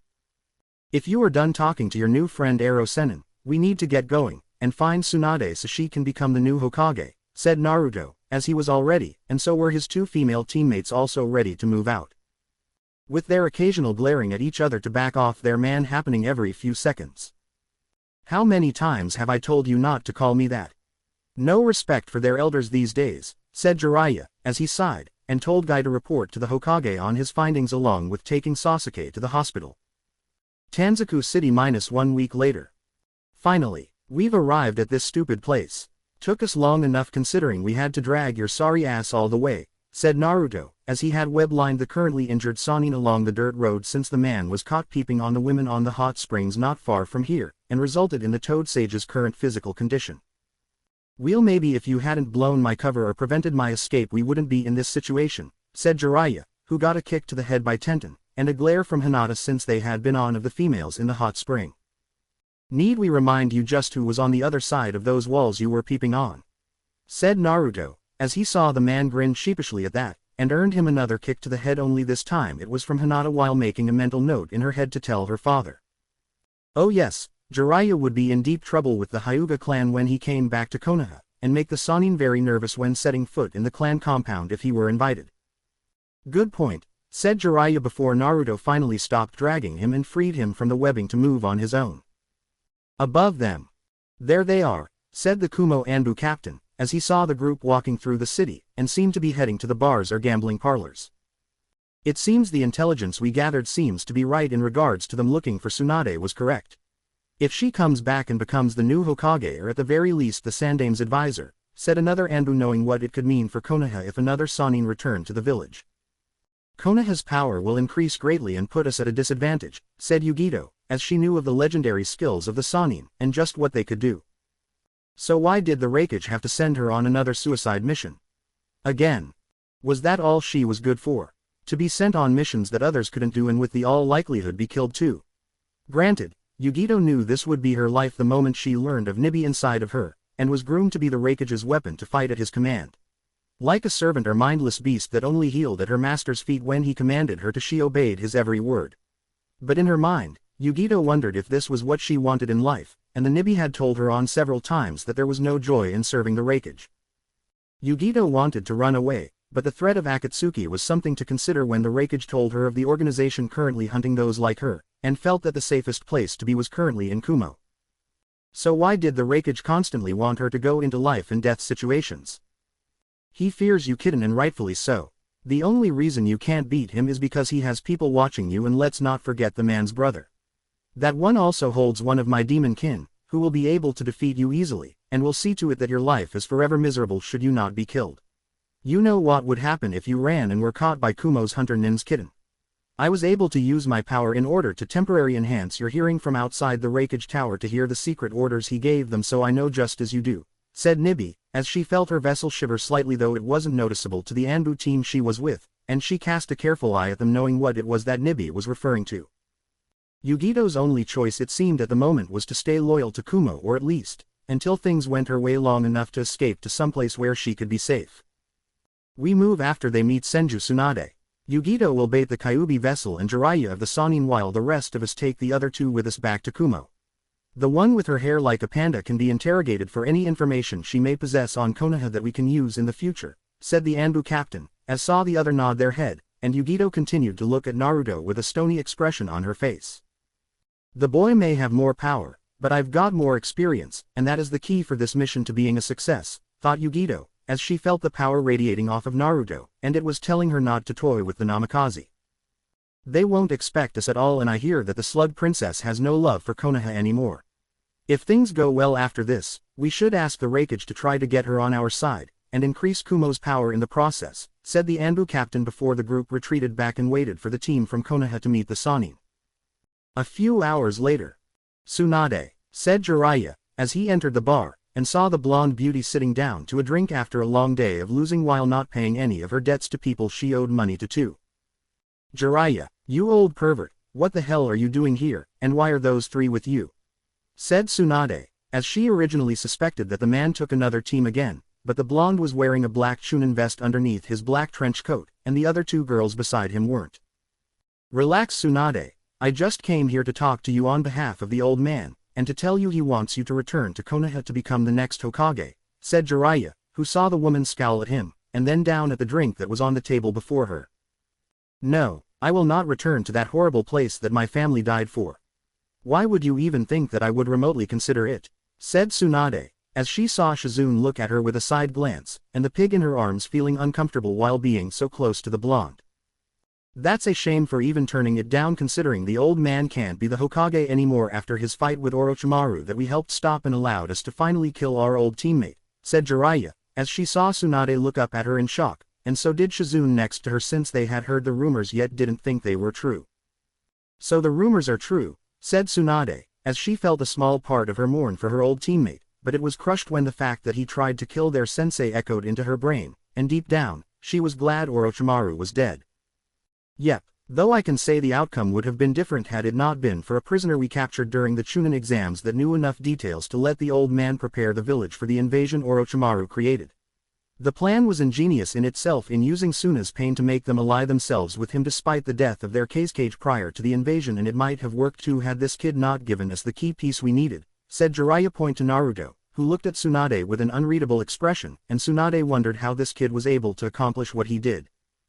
Oh really, what's the brat's name? Said Tsunade, as she the two girls next to the boy trying to get closer to the blonde while trying to be polite, and not kill the other in her presence. Namikaze Uzumaki Naruto, my godson, and yours too Tsunade, said Jiraiya, as he saw Tsunade's eyes widen at that, and her body tensed like she was getting ready to bolt out of the building like she owed a debt to someone. In this case, she did. Don't even think about running, Granny. You like Ero Sennin owe us 12 years of your life to us that we will never get because you both ran like cowards. Your debt must be paid now, and if you don't come back to Konoha willingly, we will take you by force, said Naruto, as his clothing rippled in front of Tsunade, and it made both women in front of him just as nervous as the pig Shizune was holding. What's this, stuff brat? Why are you talking in third person? Said Tsunade, as she began to wonder if Naruto had some kind of brain problem that had him say everything that he should in first person go to third person speech. Tsunade, what happened to Naruto after you left in regards to his speaking as a high S-class secret, and can't be spoken in such a public place? For now, we being the term here for this team of Leaf Shinobi, needs you to come back with us to Konoha, and be the next Hokage in place of our sensei, said Jiraiya, as he really hated repeating himself, and the look on Tsunade's face told him she was not going to embrace the offer in being the Hokage for the Leaf. Why are you asking her again? She doesn't want the job. Let's leave this dried up thing that was once a legendary shinobi, who was descended down from one of the founders of Konoha, and related to the first two Hokages while being the student of the Sandaime, so we can break the old man's heart ourselves, said Naruto, as he saw the angry look in Tsunade's eyes, and the disbelief he said that from the two girls close to him. You have a lot of nerve to speak to your betters like this, brat. You have no right to insult your godmother, that, said Tsunade, as she rose from her seat, and sent a death glare at Naruto. And you have no right to call yourself our godmother. You left after Jiraiya did, so that makes you just as guilty if not more than him. If anyone has the nerve to speak out of line to their betters, it's you, said Naruto, as his eyes were a cold blue that made Tsunade become surprised that the boy could show such eyes to her, and while it unnerved her slightly, it wasn't enough to intimidate her to the point of backing down. Not to someone that could be her proverbial grandson. How dare you? Let's take this outside, brat, and we'll see just who is left standing from the fight afterwards, said Tsunade, as she got out of her chair, and was now in Naruto's face. Fine by us, Granny. This place will smell without you in it anyway, said Naruto, as he could smell the heavy stench of sake on her breath, and it told him she wasn't fully sober enough to fight at full strength. This is going to get ugly, thought Jiraiya, as he sighed, and walked out with the others to see this DSM fight get underway. With the group now outside, Naruto stood casually on one side of the street, and Tsunade on the other, looking confident that this kid in front of her couldn't so much as lay a hand on her. Granted, Tsunade was slightly drunk from all the sake, but she believed that while this kid was strong, had no chance of beating her, and she had a bit of an arrogant-looking stance that was not unlike a certain Uchiha back home. Let's make this quick so Shizune and I can get out of here. If you track me down, then chance are the debt collectors I owe are not far behind, and I'd rather not have to pay them anytime soon, said Tsunade, as she beckoned him forward and saw Naruto smirk at her like he had some devious plan in mind. Sure, we need to get back home too since my sexy slave Kin will need some cuddle time with me after being away for so long and will want me to ravish her for hours on end until she unconscious, said Naruto, making Hinata, Tenten, and Shizune blush while Jiraiya had the urge to write in his notebook to use that for his research material. He had to hold back when he remembered the threat Naruto gave him if he ever did that. Use anything about me or any woman we are with in your research, we will remove your balls out from your ass and then force feed them down your throat. Damn, Kushina said nearly the exact same thing to me when she and Minato were first dating in secret. Like mother like son when it comes to threats, thought Jiraiya, as he saw Naruto capitalize on Tsunade's stunned reaction, and dashed forward at incredible speed that further stunned everyone around him that allowed the Namikaze to hit the Sannin right in the face with his knee. That was a cheap shot, brat. And what's this about you having a slave? No one's had a slave since my sensei was in his prime, and even then it was rare, said Tsunade, as she wondered just what had been happening in her grandfather's village and how this kid got a slave of all things. Oh, well, long story short, the girl on the sound team at the Chunin exams defected, and became our slave in the process in order to protect her from Orochimaru. Now Ino from the Yamanaka clan being our second slave, is a different story since she violated Konoha's clan laws, and kind of had to be in order to not have her memory erased or be put to death, said Naruto, shocking Tsunade, which resulted in Naruto shooting webbing from the back of his hand from what looked like fingerless gloves, and wrapped the long stream of webbing around her ankles before pulling to get the Sannin right off her feet. He has two slaves, thought Tsunade and Shizune, as they looked surprisingly at Naruto, and the slug princess felt she needed to have a serious talk with the Sandame. What? It's all legal. The old man signed off on it himself. You have a problem with it, then come back to Konoha with us, and do something about it. Though we can guarantee that Kin won't want to leave us, and depending on how Ino is when we get back after a few days she won't either, said Naruto, who now had a faraway almost perverted look on his face, and it was making Tsunade really angry. And just how old are these two slaves of his? Said Shizune to Jiraiya, who looked at Naruto before turning back to Tsunade with a conflicted look on his face. Both are his age, give or take a couple of months, though I'm not exactly sure on that, and they each became his slaves within weeks of the other two, said Jiraiya, making his former teammate now see red with a face to match, and ripped off the webbing around her ankles with her super strength before charging at Naruto with the intent of knocking the boy's teeth out. Naruto himself leapt out of the way just in time, as his spider sense told him that he should move, and he was glad he did since the blow that was aimed at him created a crater when it hit earth when it missed him. Now clinging to the wall above her, Naruto was very much impressed with her strength, as it was everything Jiraiya said it was, and was something to be careful in terms of avoiding. Not bad, Tsunade. Ero Sennin wasn't kidding when he said your punches were powerful when you wanted them to be, and to avoid if possible, said Naruto, as he transformed his clothing into his venom form, and tilted his head to the side while his mask hid his face from her. Then he also told you that it only takes one of my punches to knock you down so you can't get up, said Tsunade, as she leapt upward, and aimed another punch at him with this one missing like the first. That he did. He also mentioned a certain incident when you, Ero Sennin, and the hubby Tem had a late-night drink with gambling involved. He still has the photos of you in a very unique state in the aftermath of it all, said Naruto, seeing Tsunade getting even redder in the face and was now glaring at Jiraiya, who was trying to sneak away, and was stopped by his teammate's killer intent. You said you destroyed all those photos, said Tsunade, as she knew she should have checked herself, but leave her to trust a super pervert to throw away potential perverted material, and not hold on to a piece of it. I did. Well, most of it anyway. Come on, Tsunade, you looked so beautiful in that picture, and it seemed to be a crime for destroying it, said Jiraiya, who saw the angry look not only in Tsunade's eyes, but in Tenten's face too, since the girl idolized Tsunade, and wasn't about to have her idol's honor tarnished after a night of drinking. Tell you what, brat, I'll deal with you after I deal with my old teammate, and then I'm out of here, said Tsunade, as she looked dangerously at her teammate, and Jiraiya knew from his experience when it comes to angry women that you run or you die. Or pray to Kami you had. Whatever, just beat the crap out of him and we can call a temporary truce for the day, said Naruto, as he saw the pleading look on Jiraiya's face, and when the Sannin turned to run he saw Hinata standing in his way. Not good, thought Jiraiya, as he turned around, and found Tsunade along with Tenten having him surrounded with his back against the wall. Literally. Any last requests before I wail on you? Said Tsunade, as she cracked her knuckles, and Tenten took out a pair of kunai in each of hers. Mercy, said Jiraiya, as he had his hands raised in the hope Tsunade would spare him, and just let him off the hook. He would have had a better chance of bartering with the Shinigami. Oh, I'm so sorry to tell you this, but I seem to be all out of mercy. However, I do have a 2-for-1 special, and it's connected to my fists, said Tsunade, as she began to wail on her teammate, and ignore his pleas for mercy along with the other two. And the old monkey wants her to be the next Hokage. Are you sure the man took his medication when you spoke with him? Said Venom inside Naruto's head, while Naruto himself shook his head at this and wondered that himself. 2 days and long talk later. After burning out the sake in her system by pounding the crap out of Jiraiya, she heard the details behind the invasion from Naruto, and his life growing up without anyone with the exception of the Hokage supporting him. Given her sensei's age, it was no surprise to Tsunade that the man had been lifting more than he could, and felt guilty for not sharing the load the old man was slowly being crushed under.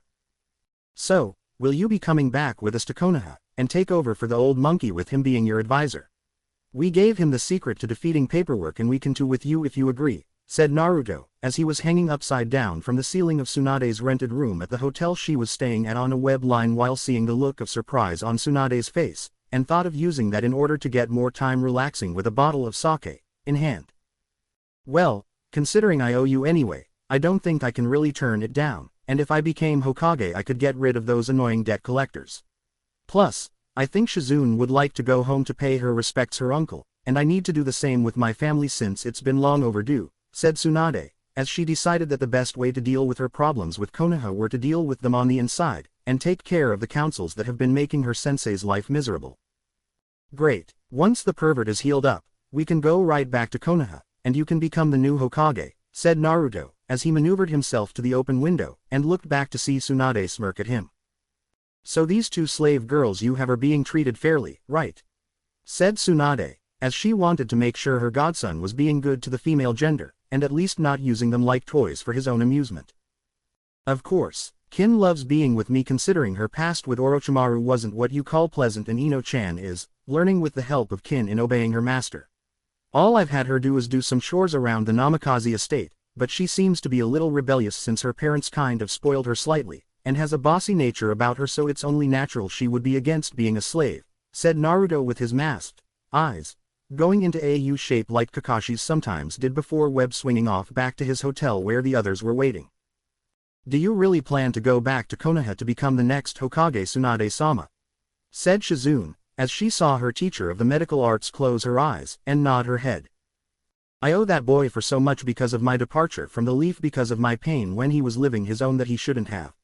I was his godmother, and for over a decade I failed to live up to the title of one. I intend to be both his godmother and the Hokage while trying to make sure neither conflicts or prevents him from doing his duty as a shinobi, said Tsunade, as she wondered how her sensei was able to keep the boy alive for so long, and not lose him to the Shinigami. That and you want to make sure Jiraiya-san doesn't use Naruto's slaves for his books, said Shizune, as she could always see to some degree into her mind when it came to the connection with Jiraiya.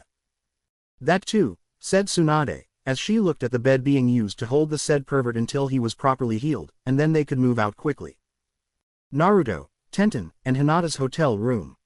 I still can't believe you prevented me from getting busy with Naruto-kun, said Tenten, as she sat with her back on the bed looking up at the ceiling, and wished for her Naruto-kun to come back. First off, he's my Naruto-kun, and even if he can have multiple wives because of his clan, you have to get in line, said Hinata, as she was in a meditative stance on her bed, and mentally sent a glare to the girl across the room. You're Naruto-kun. As far as I'm concerned, he's fair game, and that means the one that gets to him first will make the other girl wait, said Tenten, as she sat up, and readied her weapons that came out of her wrists from her long-sleeved shirt. For normally being so shy and stuttering, Tenten was surprised Hinata was doing so little. Of course, this conversation involved Naruto, and Hinata no longer had to worry about clan affairs from stopping her from pursuing the blonde like before. However, such thoughts, and/or the impending conflict that was meant to happen soon between the two Leaf Shinobi did not happen due to the outside wall of their room having exploded, knocking the two off their beds.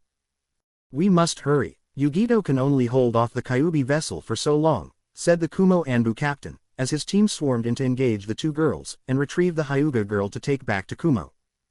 Though the Anbu team from Kumo found they weren't fighting weak leaf shinobi like they originally anticipated. With Naruto. Naruto had been having a semi-good day and was hoping it would have gotten better now that Tsunade had agreed to come back the leaf while beating up Jiraiya to help seal the deal. Unfortunately, it was ruined by the unexpected detection of danger, and the dark blue flames on the rooftop he had landed on when his spider sense went off. At first, Naruto thought it was Itachi again, but he noticed the fire around him was different in color compared to what Itachi used to escape Jiraiya's grasp. "I cannot let you return to your hotel room, Namikaze-sama," said Niyugito, as she appeared through the flames, and got into a fighting stance while covering her hands. "This is a surprise. A Kumo shinobi out here fighting us. To be honest, we were actually expecting Iwa shinobi to pop up, and try to kill us for being a Namikaze. But a shinobi from Kumo is a new one unless your Raikage has some kind of grudge against our family on our mother's side," said Naruto, as he narrowed his eyes at Yugito, and saw the girl tense under his gaze while feeling his power slowly condense while rising at the same time. "Regardless of the reason, I cannot let you pass, and I will stop you at the cost of my life," said Yugito, as she said the last word with a noticeably less zenith than she would have liked to have expressed, and it didn't go unnoticed by Naruto. "You are like us. Kyuubi tells me you hold the two-tailed Nibi inside of you, but unlike us you were used as a tool for war, and served a cage that only cared about you being successful in your missions," said Naruto, as he saw her eyes widen, and then narrow at him with cat-like eyes now glaring at him. "You know nothing. Even if you are the container of the Kyuubi, you are still a child speaking like an adult, and could not comprehend what it means to serve such a person knowing that leaving would just mean certain death. Or worse if caught and returned home to face punishment," said Yugito, as she struggled to keep the orders she heard the hunter nins were given to them by the Raikage out of her head, and the nightmares she would have at times that Nibi couldn't stop from happening about her worst fear coming true. "You're right, vessel of the Nibi. We do not know what it means to serve a master like yours, nor do we wish to, but if you come with us back to Konoha, we can guarantee you can find a life there without Kumo being able to reach you, and give you the freedom you deserve," said Naruto, as he saw her look at him, and before she could question whether or not he was lying he did something that caught her by surprise. He removed his mask to show his blue eyes that held no lies, no deceit, and told her that through him, she could find peace in Konoha. That he would protect her from harm when she couldn't protect herself, and that Akatsuki would not be able to reach her within Konoha's walls. "There is no lying in this one, kitten. Go to him, trust him. The Raikage has pushed you around because of me for too long. All that pig sees is the means to get power, and sooner or later he will try to use you to breed powerful shinobi that he thinks will be infused with my power. All he needs is a group of males willing to get near you, which have not turned up because of me preventing it, but that can only go so far, and he will find a way to nullify my powers long enough to tie you down. I know that you do not want that, kitten. This boy is like us in holding one of my kin in him, and like you he was hated for what he had, but got a lucky break because of his revealed clan heritage. Now this same boy is offering you a chance at a lucky break by coming with him to the leaf and be under his protection by the Hokage. A soon-to-be female Hokage, who will make sure no man touches you unless you want him to, and find the happiness you deserve," said Nibi, as she wanted her vessel to be happy, and this boy that was like her could give it to her without anything in return except accepting the offer. "What will happen if I were to defect to Konoha? What kind of loops would I have to jump through in order to please your fire shadow?" said Yugito, as she wanted to find out if this boy could answer her question, and see if he understood that not everything was so simple in leaving one village for another. "We honestly do not know. It is all up to the Hokage, who in this case will most likely be Senju Tsunade, but just in case you get the old man, we would say just be truthful to him about whatever it is he asks, and he'll accept you without question while keeping your secret about the Nibi inside of you a secret," said Naruto, as he saw the pain from her past in her eyes, and how she wanted to jump at the chance to take it. "I'll help you, but you must make sure I can get to Konoha safely, and keep your word that I will not be used as a weapon for your village like I was in Kumo," said Yugito, as she removed the fire around them and stood normally before the Namikaze. "We promise on our clan honor that nothing will happen to you so long as we, Namikaze Uzumaki Naruto, live in this world, and will do whatever we can to keep this promise. It is our nindo to not break a promise, since breaking it would be dishonorable to us," said Naruto, as he saw Yugito nod her head, and for the first time in a long time, she smiled. "Ni Yugito is at your service, Naruto-sama," said Yugito, as she bowed, and saw him waving his hands at her to tell her to stop. "Stop it, stop it, don't call me Naruto-sama. We're 12 years old going on 13 years for Kami's sake, and being called Naruto-sama is the last thing we want. Naruto will do, or maybe Naruto-san. Just no Naruto-sama, said Naruto, who saw Yugito nod her head, and was surprised that boy in front of her was 12 years old since his body looked so mature for his age. Very mature. What am I thinking? I can't get involved with him. No matter how sexy he looks like. Wait, stop, your thinking is aimed in the wrong direction again, thought Yugito, as she blushed in the darkness of the night, and then it left her when she remembered that she was the distraction for her mission. Turning around, she ran towards Naruto's hotel room with Naruto right next to her. "We take it, you wish to show me something," said Naruto, as he saw her nod her head, and saw her power flare again. "I was the distraction to keep you at bay until an Anbu team from Kumo came to take the Hyuga girl that was with you back to Kumo, and the other one too, for questioning on info regarding Konoha. We need to intercept them before they leave for the rendezvous point that will allow them to get to Kumo without any kind of opposition," said Yugito, who then let out a squeak when Naruto quickly grabbed her, and he jumped into the air before web swinging towards his room. "They won't do anything to them during their trip, will they?" said Naruto, as his mask was on, and was moving faster than he had before, and knew that time was of the essence here. "Not to the Hyuga, she is the prize for the Raikage to study the eyes of her clan, but the other one you were with that had bun-like hair will not be so fortunate, and they may if they get bored," said Yugito, as she was silently having the time of her life, and almost didn't wish for this to end. "They better not if they wish for their deaths to be clean and quick," said Naruto, as he went up a level, and made his appearance bulkier while accelerating his speed to his hotel room. He couldn't be too late. Naruto wouldn't forgive himself if something happened to those two. Naruto made it to his hotel room window and saw the hole in the wall with the sounds of people talking inside of it. Yugito put Chakra to her feet before Naruto let go of her in order for her to walk on the wall in her own way, and Naruto moved cautiously towards the hole to overhear the group from Kumo talking. "We should take her back to Kumo right now while we have a chance before the Kyuubi vessel kills ours and returns here to find out what happened to his team," said a Kumo Anbu talking to his lieutenant and at the moment his superior officer. "To hell with that, look at the opportunity we have here before us. A female shinobi from Leaf ready to be taken and shown just how insignificant she is to that of Kumo. Besides, with the Hyuga in our grasp, we don't need this one at all for information, and there is no better an opportunity to us now in wanting to put a Leaf shinobi bitch like this one in her place. Thinking that women are just as good as men. Women are only good for two things, getting a man his food, and pleasuring him until he says to stop," said the Anbu lieutenant, as he saw Tenten glare at him, and spat at his feet, making the other Anbu from Kumo laugh at their lieutenant's misfortune. "Enjoy spitting at me while you have the chance, Leaf bitch, because after today, all you will know is how to swallow what's given to you, and learn to love it like the whore we're going to turn you into," said the Anbu lieutenant, laughing at the girl's paling face, as he got behind a tied-up Tenten, and began undoing his pants. "It's only a shame we can't do this to the Nibi vessel since she looks ready to be put in her place," said one of the other Anbu, as he saw his lieutenant cut Tenten's pants off, and sensed the man's glee at seeing the Konoha-born girl's ass while seeing the sexy-looking red panties with the leaf symbol on them. "Don't you dare touch me," said Tenten, as she tried to get away from her soon-to-be rapist, and was kicked in the stomach for her protest that sent her skidding across the room. "Shut up, Konoha slut, know your place and prepare to become a true woman. By the way, you may feel a lot of discomfort when we take you, but I assure you the pain will soon pass, and you'll learn to like being fucked like a common street whore," said the Kumo lieutenant, as he tore open her shirt before he got her back on her knees, and was about to cut her panties away to reveal the prize he wanted. The Anbu lieutenant was stopped when he, as well as his men, were stopped dead by a blast of killer intent, and the source of it being that of a demonic creature above them with the symbol of a spider on its back. Its wicked inhuman tongue whipping around its sharp demonic-looking teeth, while the white eyes had a hint of red in the center. "What the hell is that?" said one of the Kumo Anbu, as he readied his sword to fight the creature, but was instantly killed by dark bluish fire that shot out from the hole the Kumo Anbu team originally made, and created a protective circle around Tenten. "That fire, it's Yugito. That damn bitch of a demon vessel has betrayed us," said one of the other Anbu, who found his head wrapped in heavy webbing from Naruto, and saw the man slowly suffocating to death.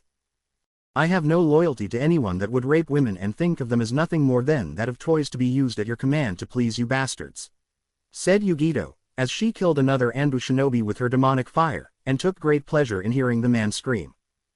"You were going to rape our dear friend Yubaka.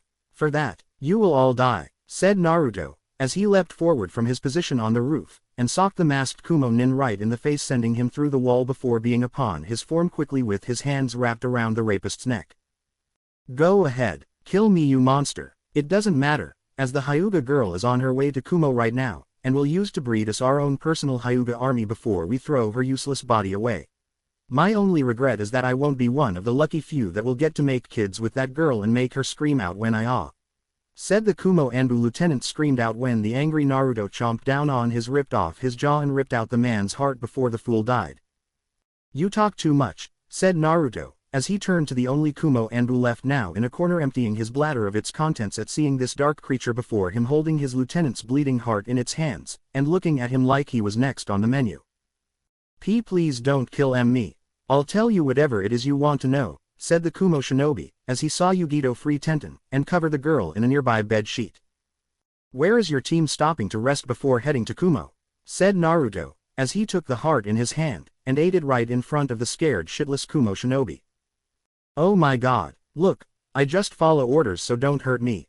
I heard our captain say he was going to stop on a valley north of the city and wait for us after we took care of the girl behind you, said the Kumo shinobi, who realized that during some point in time in this moment of spilling his guts that he had said something he shouldn't have, and had his entire rib cage removed by Naruto's claw-like hands like they were nothing.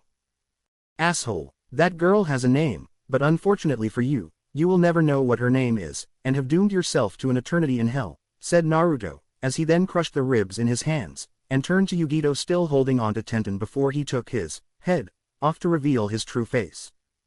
Are you all right, Ten-chan? Said Naruto, as he knelt before the girl, and looked at him before reaching out to hug him while crying all the while. I was scared, Naruto-kun. I know I'm supposed to be tough, not intimidated by anyone no matter how strong they are, but I felt so helpless against them, and when that Anbu was about to do, that I nearly caved. I'm a horrible shinobi, I couldn't protect Hinata, I couldn't protect myself, and now Hinata is on her way to Kumo to be used like a lab rat to breed her dry for her bloodline, said Tenten, as she sobbed into his chest, and let her sorrow out on his shoulder with the Namikaze comforting her. It's all right, Ten-chan. You weren't weak, you defied them despite the odds and didn't show fear, said Naruto, as he stroked her unruly hair, and picked her up bridal style before walking towards the hole in the wall. What are you doing? We need to get to the Hyuga girl now, said Yugito, as she knew Naruto had no time to be this girl's shining knight in armor, and needed to be the other girl's hero. We can't, Yugito-san, but you can, since they don't know of your defection, and can use it to your advantage until we catch up with you, said Naruto, as he created a web line, and swung back to Tsunade's hotel knowing the woman could help the girl more than him right now. Easier said than done, said Yugito, though that was more to herself than to Naruto, and only her demon could talk back to her if it wished. Which it did. Such bloodlust, such devotion to the female gender. Oh, my sweet kitten, I do believe we have a winner in terms of a man worthy of you, said Nibi, making Yugito blush before shrugging it off and rushed off toward the meeting point with the other members of the Kumo Anbu team while trying to think up a way to explain her being alive. Tsunade's hotel room. We have a problem, said Naruto, as he came into Tsunade's window with Tenten in his arms still wrapped in a bed sheet, and clinging to him like he was her lifeline. What happened? Said Tsunade, but she knew what happened from the way Tenten was acting, and saw plenty of it during the past Shinobi War to know what it meant. Naruto began to tell her what happened with the Nibi vessel ni Yugito, her defecting to him in exchange for her secured safety within the walls of the Leaf, and how they were able to stop Tenten from being raped by half the Kumo Anbu team. Naruto also told Tsunade about the other half stopping north of the city at a valley closest to Kumo itself to get Hinata there to use her for breed her bloodline limit. Stop them, Naruto. As my first act as your Hokage while unofficial, I order you to save Hinata, and eliminate that Anbu team before they get to Kumo, said Tsunade, as she saw Boy grin at her before turning into his venom state, and licked his demonic teeth with the demonic tongue that went with it. You had us at, stop them, but rest assured, Tsunade, we will eliminate them in every meaning of the word, and that, we will promise you that much, said Naruto, as he lost his face for a second, and turned to Tenten sitting on the bed next to him reaching out to his hand. Don't go, Naruto-kun, said Tenten, as she was scared, and while she was glad to be with her idol at the moment, she wanted Naruto a little bit more. Don't worry, Ten-chan, we'll come back, said Naruto, smiling down at the traumatized girl and looked at him with hope in her eyes. Promise, said Tenten, as she gripped his hand further, not caring that at the moment they were clawed, and looking very demonic right now. "Promise. Remember what our Nindo is," said Naruto, as he used his free hand that was normal looking to caress her face, and she loved every second of it. "That you never break your promises," said Tenten, as she was feeling a bit tired from the sedative Tsunade had given her, and was beginning to fall asleep.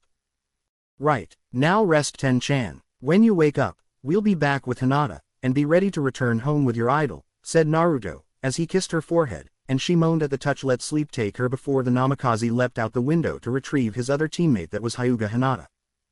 While she may not have been raped, she is still traumatized, and will need to go under some psychological healing from the Yamanaka clan, said Shizune, as she had learned from what Tsunade taught her, and saw what to look for with traumatized women.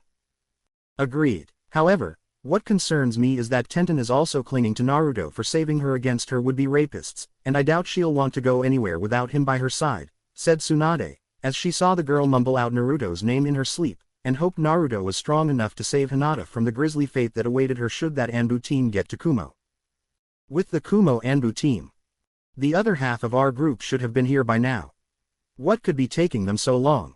Said a Kumo Anbu shinobi, as he waited along with the others for the other half of their group, and looked at the city before looking at the Hyuga girl tied up near him. You know how those guys get when around teenage girls, and even more so around Konoha shinobi. Let them have their fun. We got the main prize anyway, said the Anbu captain, as he looked down at the Hyuga girl, who was trying to think up a way out of this without alerting her kidnappers of this situation. Yeah, you're right, Captain. Still, it's times like this that I feel the need to get a piece of ass, and since this girl is going to be used for breeding anyway, we might as well get started, said the Kumo Anbu, who walked over to Hinata, as she began to struggle now, and free her bound hands. No, the Raikage made it clear that she was to be pure upon arrival to his office. Though I think he plans to do the honor himself and wants to have her give him bastard Hyuga children, said the Anbu captain, as he saw the girl struggle, but had mistaken it for her shivering in fear, and looked away from her. Didn't know the man was like that, said another Anbu shinobi, as he was sitting on a rock, and looked up at the sky board. It's just a thought. Whether he does it or not is entirely up to him, said the Anbu captain before sensing someone was coming and made hand gesture to get his team ready. Hello, Captain, said Yugito, as she appeared in front of the on-guard Anbu in front of her, and sensed their surprise. Yugito, you're alive, said the Anbu captain, and looked around her for any possible deception in the form of a genjutsu. Surprised. Give me some credit, Captain. The boy was strong, no doubt, but I have a lot more experience with Nibi inside of me, and it gave me the edge to push him back. Did the others arrive yet? Said Yugito, knowing the truth already, and saw them slowly lower their guard, though she could tell it was not completely let go. No, they have another 10 minutes to get here before we leave and report to the Raikage about them being late, said the Anbu captain, as he wondered what was taking men so long, and made a mental note to reprimand them later for it. Good, 10 minutes is all we need to kill you, said Naruto, as he shot out of the ground, and sliced off the head of the Anbu captain with his claws before kicking the dead body towards another Kumo Anbu, while Yugito used her demonic powers to surprise attack the one beside her. Traitorous bitch, lightning style, lightning dragon jutsu, said one Anbu, as he went through hand signs, and shot the lightning that took shape in the form of dragon that shot out at Yugito. Yugito dodged the attack and attacked with Nibi's fire, burning the man into ashes before she heard the cry of Rasengan being called out behind her by Naruto, who sent said attack into the last Anbu from Kumo that was trying to attack her from the rear, and the Namikaze made the poor bastard explode into hundreds of pieces. This proved to Yugito that this kid was honoring his end of things and that she was right to follow him back to Konoha. Perhaps her life wasn't going to be so bad after all. Konoha -1 week later. The trip back to Konoha was fortunately uneventful, with the exception of a few creditors wanting to take what valuable currency the slug Sanin currently had in her possession. Nothing that currently be taken care of with some bribe money courtesy of money from Jiraiya's wallet that the still drugged man had no idea had been taken off of him. Still, it went to a good cause, and what Jiraiya didn't know wouldn't hurt anyone. As for Konoha itself, the people were completely surprised to see the granddaughter of the Shadaime in their presence, and wondered what she was doing with Naruto of all people. Some thought that, like her grandfather, she had learned the power to control the power of a demon like the one sealed inside of Naruto, and force him into submission once more. Others thought Naruto had done the opposite and somehow used the demonic powers of the fox to force Tsunade into submission to be his puppet. Many others were wondering what a Kumo shinobi was doing with the group while walking beside the Hyuga heiress, since the Hyuga clan had some bad history with Kumo over a decade ago. Neji for the most part had to have a strong hand placed on his shoulder by Guy when the group walked by, and even more so when Tenten was clutching Naruto's arm like it was a lifeline. Every time a man got within arm distance of her when they walked towards the Hokage tower, she would tense and grip his arm further while Naruto soothed her with sweet words into her ear. What happened to Tenten? She's normally full of fire and life. Now she's different, thought Neji, as he saw her acting what he could only describe as being fragile, and was trying to be closer to Naruto when any other male in the village other than the Namikaze. Neji was going to find out. Neji must think I'm so pathetic right now, said Tenten after she walked past her team, as she didn't want them to see her like this, and make it seem like she was some shinobi wannabe that couldn't take the pressure. What they believe about you is irrelevant right now, and after they learn the significance of what nearly happened, we highly doubt they will think less of you, Ten-chan, said Naruto, as he pulled her closer to him, and she blushed before giving him a kiss on the cheek. You're sweet, said Tenten, as they got closer to the Hokage tower, and was glad that Naruto was being her emotional support in this. Hokage tower. I'm glad to see you made it back, Naruto, and from the looks of things, the mission was a bigger success than I had hoped for, said the Sandaime, as he smiled at the boy, who just nodded at the old man, and saw Tsunade eyeing the door like she wanted to run out of the room in an attempt to escape. Not without complications, old man, said Naruto with a serious look on his face, and he saw the old man's smile leave him to become serious too when he saw Tenten shaking. Tell me everything that happened, said Hiruzen, as he narrowed his eyes, and began to hear everything from the beginning about how the team found Tsunade to running into Niyugido from Kumo with the Anbu team meant to kidnap Hinata for her bloodline. And the near rape of Tenten, which made the Hokage scowl deepen with furious eyes that now burning with a fire that had once been lost to the old man, and was pleased to know that it was stopped right when it was about to happen without it being too little too late, scene that came upon Naruto when he stopped it. His scowl turned to relief when in surprise when he learned of Yugito helping him along with pledging her loyalty to the Leaf on the condition that Nibi be kept a secret from everyone. In return, Yugito was able to give the Hokage critical information on the Raikage, his brother Kurabi, who was also a demon vessel like her for the eight-tailed demon, but his loyalty to the Raikage more solid than hers, and told the old man the truth behind the incident with the Hyuga clan that happened during the treaty. According to Yugito, who was still training to harness the Nibi inside of her, the Raikage had originally planned to send both her along with the ambassador to Konoha to steal a Hyuga from the compound, and possibly a branch member too if possible. However, the spies in Konoha had sent a message that the Uchiha police force was onto them, and suspected that she was in fact a demon vessel with the intent of secretly capturing her. The idea from what the Raikage's spies were able to learn was during the kidnapping the Uchiha clan would do a little kidnapping of their own and say she had escaped while they secretly turned her into their little pet or secret weapon under their command. What's more, was that the only people that knew of the planned kidnapping currently in Kumo was the Kumo ambassador, the Raikage, and of course Yugito herself, with her not being in Konoha at the time. So as far as Konoha's top officials were concerned at the time of the incident, the late Kumo ambassador acted on his own, and the Raikage got away without anyone being the wiser. Well, not anymore anyway. That is quite a story you've told us, Yugito-san. It would also seem that the Uchiha clan could have easily prevented the death of Hizashi, but if they did, then that would mean they were guilty of withholding evidence from me that they discovered beforehand. As for you being a demon vessel, I assure you that no one will attack you for that, since no one here will tell anyone, and should they learn of it you will have Naruto here to put you under his clan's protection laws. Something you should do now rather than later, since the Raikage will no doubt see to it that your secret is spilled in order to make people hate you for what you hold, said the Sandaime, as he saw Naruto nod at that, and the old man had nearly flinched at past memories of Naruto lying in the hospital for various injuries he had from mobs of villagers or shinobi attacking him. It's already done, old man, with both Sanins as witnesses to this document, and it just needs your stamp of approval to make it valid without dispute. The only way anyone is getting to Yugito for what she holds is if they walk over by dead corpse, said Naruto coldly, as he put the document down in front of the Hokage while making a silent vow that he wasn't going to let another person like him suffer, and his clothing rippled angrily.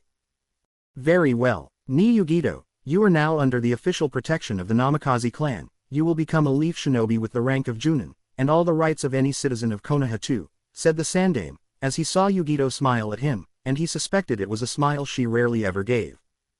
Now that is taken care of, what about Tenten, as she needs to go under psychological counseling for what nearly happened to her, and the only one that can do that is someone of the female persuasion, said Tsunade, as she saw Tenten nearly jump when Jiraiya accidentally sneezed, and she looked around like a scared rabbit.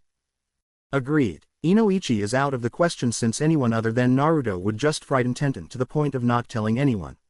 Fortunately, Ino hasn't been slacking off in any of her clan's jutsus, and was given permission by Naruto to continue learning all of the Yamanaka techniques from her father. For the moment, Tenten will stay at the Namikaze estates with Naruto until this issue is resolved, and be considered a temporary guest with Ino giving her father all the information she acquires so he can give me a progress report on the matter. I'll have someone bring Tenten's father in so I can explain this situation to him so he'll understand why this is happening, said the Sandaime, as he saw the one Junin, one Chunin, and two Genin leave the room that left him to deal with two Sannin that didn't act their age along with one possibly Junin-level medic Nin. Old man, you better make this job worthwhile for me, and not make me regret coming back to Konoha, said Tsunade, as she had heard enough about Konoha's treatment of her godson to make her want to puke, and that was when she wasn't drunk. I'll help you out Tsunade, so don't worry.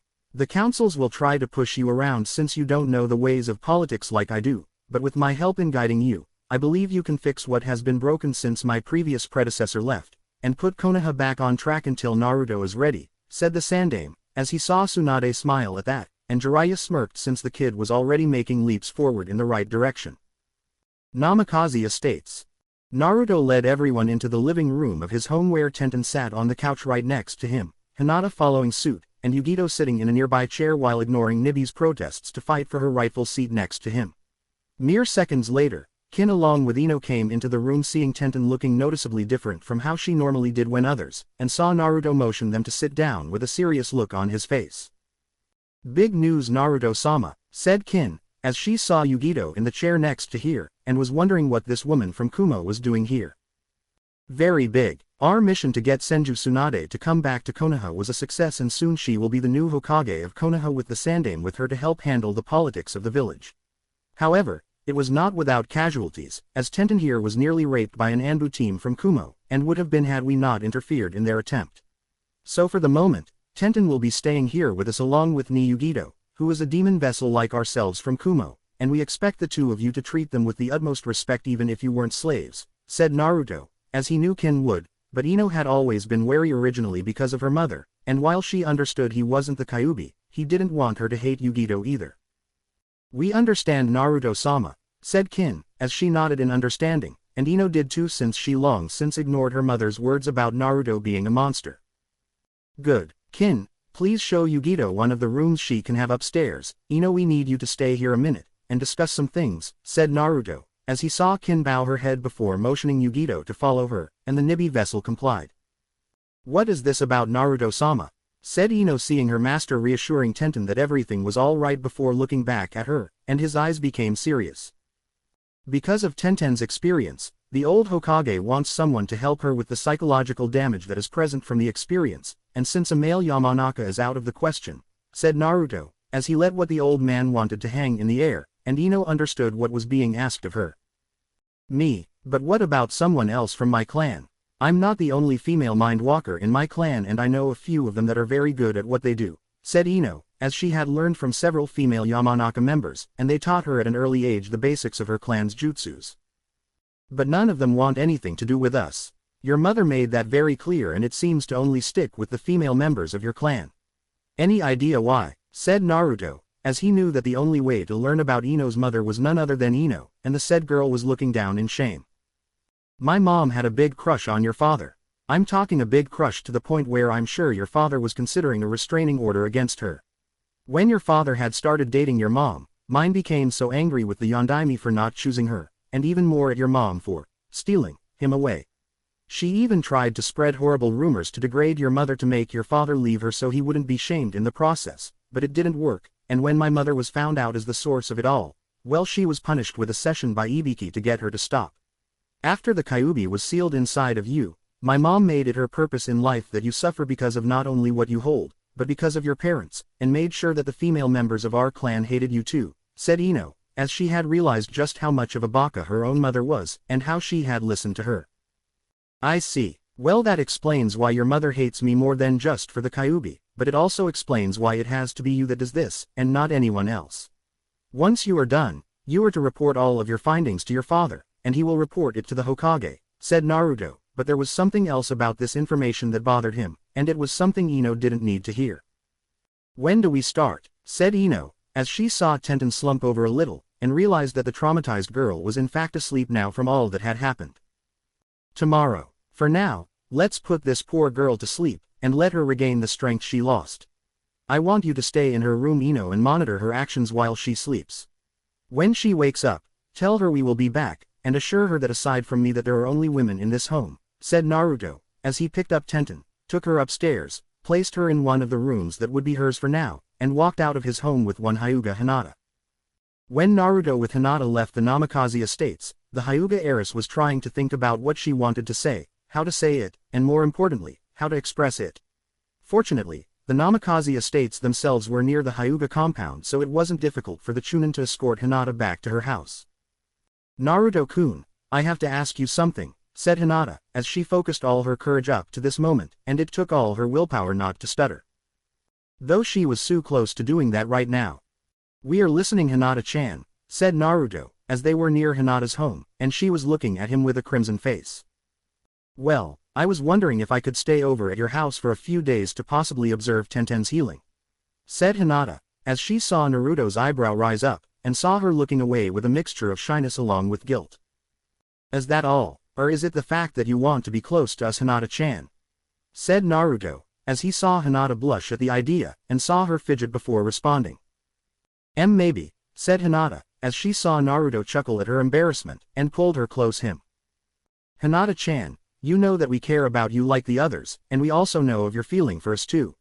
The way you blush, shy away though not out of fear of us, which we thanked Kami for, and the way you got so angry with Ten-chan when she put the moves on me back at that hotel," said Naruto, as he laughed at Hinata's reaction, which alternated between surprise, embarrassment, and slight irritation at remembering how Tenten had put the moves on her. "Naruto-kun. Could I come over though? To see you and possibly help Tenten?" said Hinata, as she was praying inwardly that Naruto would say yes, and give her a chance to show how skilled she was in medicine. "Of course, you are always welcome in our home, Hinata-chan.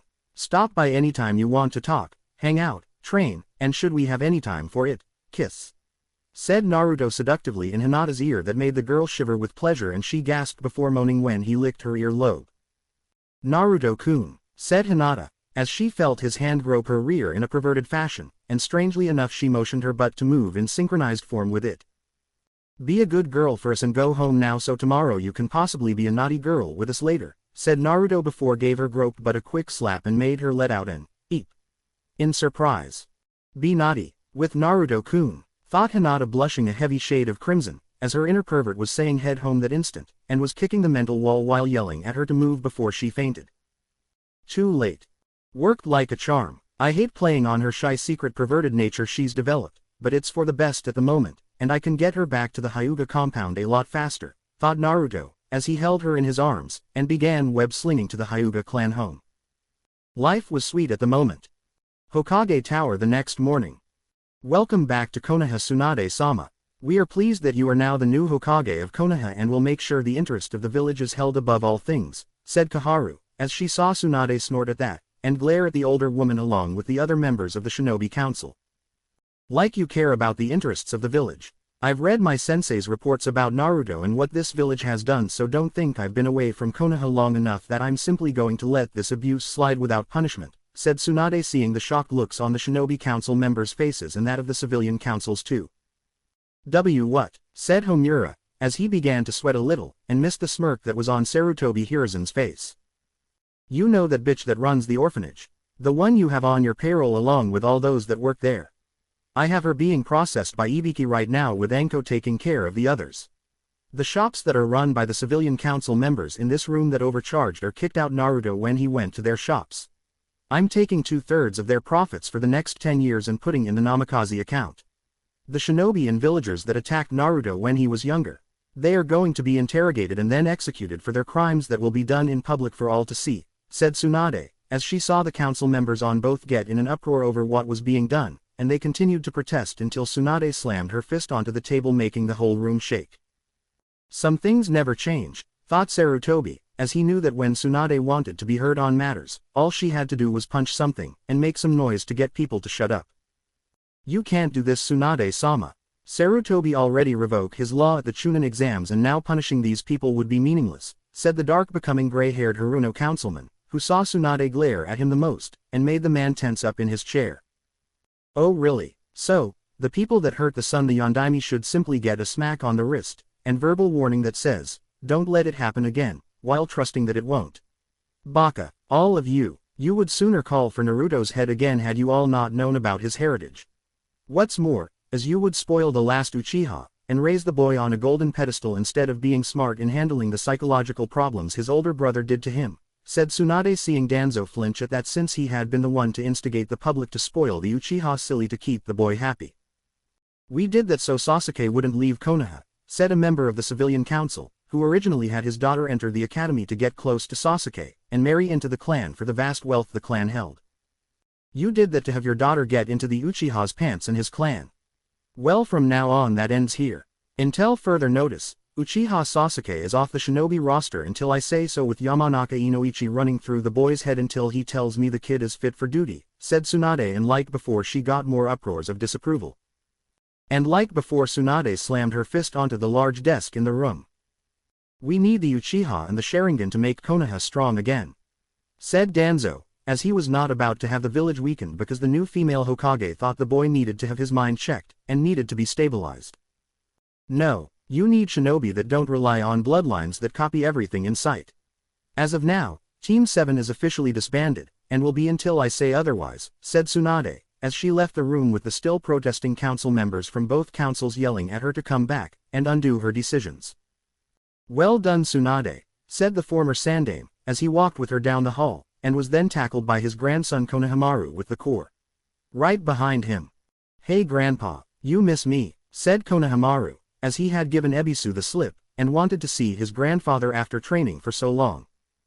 You know I did, Konohamaru. How have you been, said Sarutobi, as he saw the boy smile at him, and the core behind him trying to look impressive in front of the two legends before them.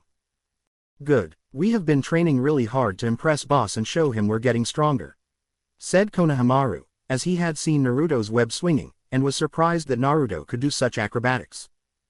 That's good, keep it up my boy, and we'll see if Naruto can't be your Junin sensei by the time you graduate from the academy, said Hiruzen, as he saw the boy's eyes light up, and that of the other two members of the core behind him.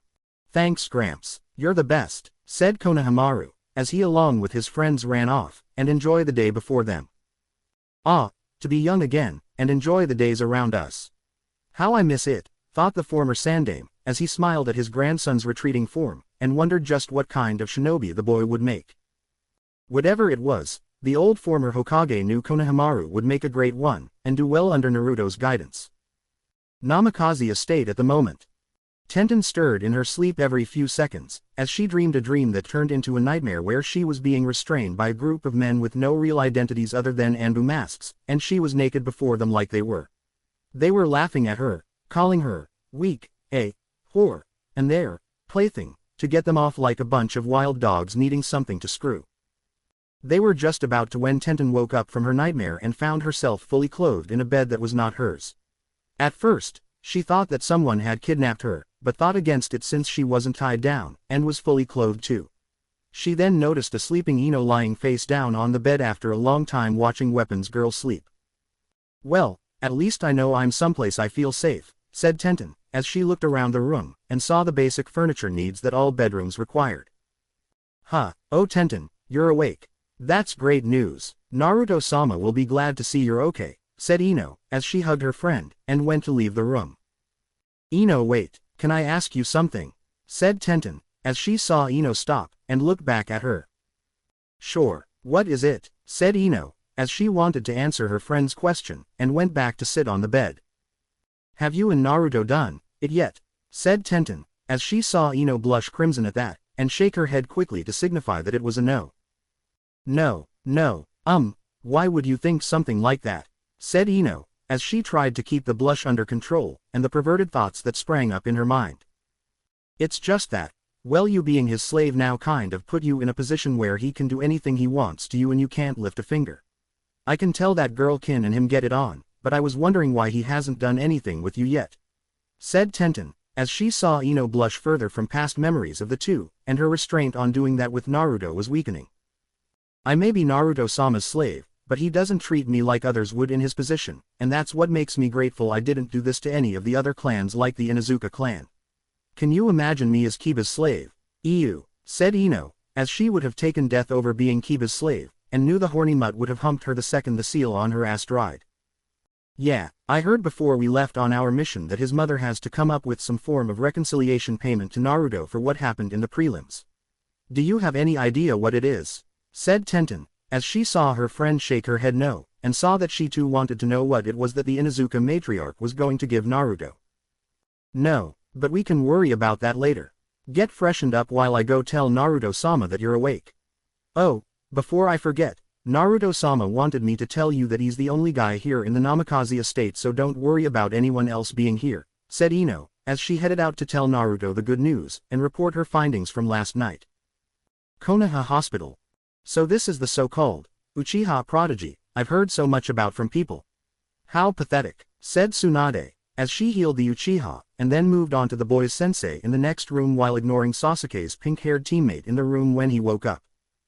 Sasuke-kun, you're awake. I knew you would after Tsunade-sama healed you, said Sakura, as she had yet to hear the official announcement of her team being disbanded and her re-education into the shinobi world. Get off of me, Sakura. Where is Naruto? Where is Itachi? Said Sasuke, as he scowled at Sakura and struggled to sit up. Itachi. Oh, he apparently got away when Jiraiya of the Sannin came, and Naruto went off to find Tsunade of the Sannin to become the new Hokage, said Sakura, as she had hoped to brighten Sasuke's world a little bit, but instead saw his anger escalate, and had he not been so weak at the moment, he would have hit her. Where is Naruto now? Said Sasuke, as he wanted to find Naruto and fight him right away. Namikaze Estates. You have a very impressive home, Naruto-san, said Yugito, as she walked around with him, and saw the vast library filled with jutsus, sealing, and other things that one would use to obtain knowledge. Thank Yugito-san, though in all honesty, it has only become ours recently in little over a month, so you can understand how even we are still amazed by it, said Naruto, as he handed her a few scrolls filled with various jutsus and other skills she may want to learn. What are these? Said Yugito, as she opened one of the scrolls he gave her, and saw it was a B-ranked Earth Jutsu.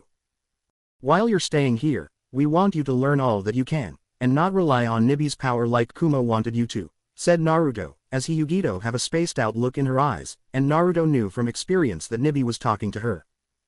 Nibi finds that a bit insulting, said Yugito, as she could hear the cat hissing, and had to mentally tell Nibi to shut up to hear Naruto explain himself. Our apologies, but you have to understand that if you rely on Nibi too much instead of your own skills, those that are hunting you will be able to overpower you, and neutralize Nibi's fire. The Akatsuki attack impairs Yugito-san, with each team put together to fight off the powers of the demon, or the demon vessel they are hunting. By learning to have skills outside of Nibi's fire, you can have a chance of defending yourself, and catch them by surprise. Kumo probably didn't teach anything to you outside of the necessary chakra control and harnessing of Nibi's power because they felt you would become too powerful to control, said Naruto, as he saw Yugito nod in understanding, and saw her eyes glaze over for another moment.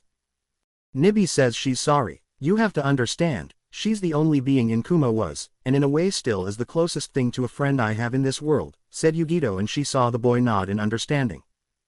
We understand. What's more, is that we want you to get to know the other rookies here in Konoha, and some of the Junin too, since they are nice to have around. Though you may have to be careful of Neji because of his father was killed during the whole incident over 10 years ago, said Naruto, who saw Yugito wince at that, and make a mental note to avoid the Hyuga member.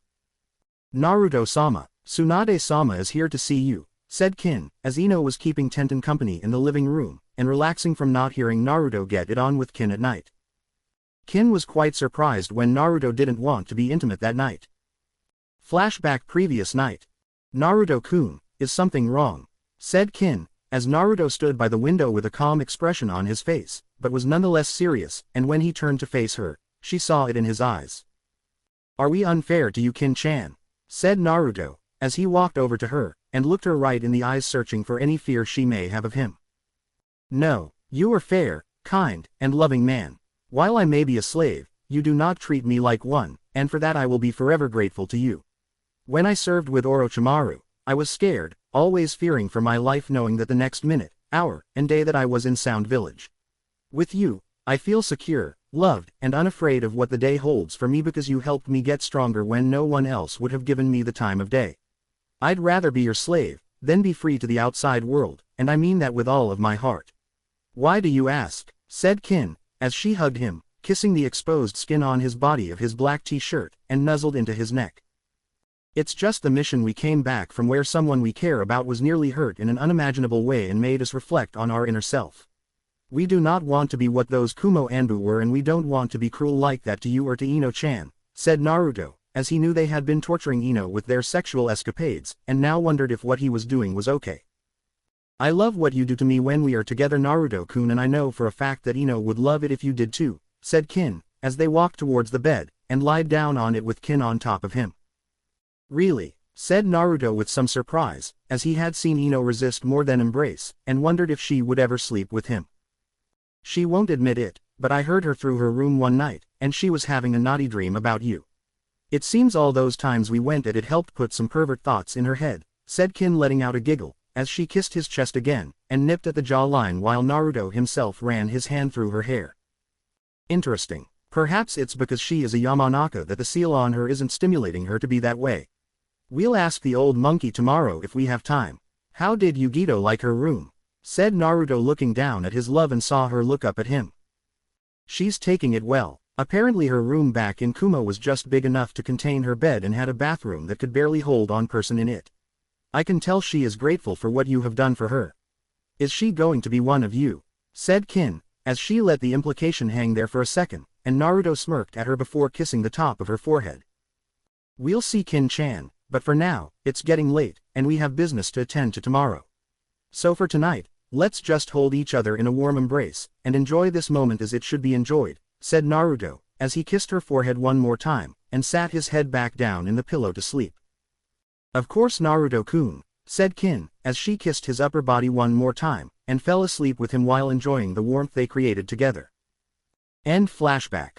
Thanks Kin-chan. Come on Yugito-chan, you might need to hear what Tsunade has to say now that she is the new Hokage of Konoha, said Naruto, as he walked out of the library with Yugito behind him, and wondered what the new Hokage wanted to talk to him about.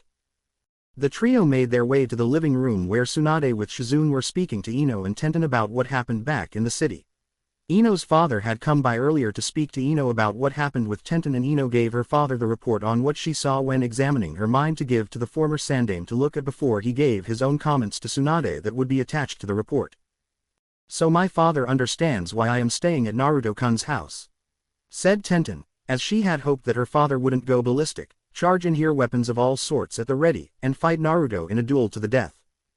Yes, he nearly had a heart attack when he learned about what happened to you, but was grateful it didn't because of Naruto, and wanted to say that he will always be proud of you, said Tsunade, as she had also spoken with the man, and saw him sharpening one of his swords with the letters, Death to Kumo, written on it. That's good. I wanted to make him proud of me ever since Mom died and wanted to prove I could be a shinobi like he was back in his day, said Tenten, as she saw Naruto enter the room with the others and seemed to brighten at seeing him again.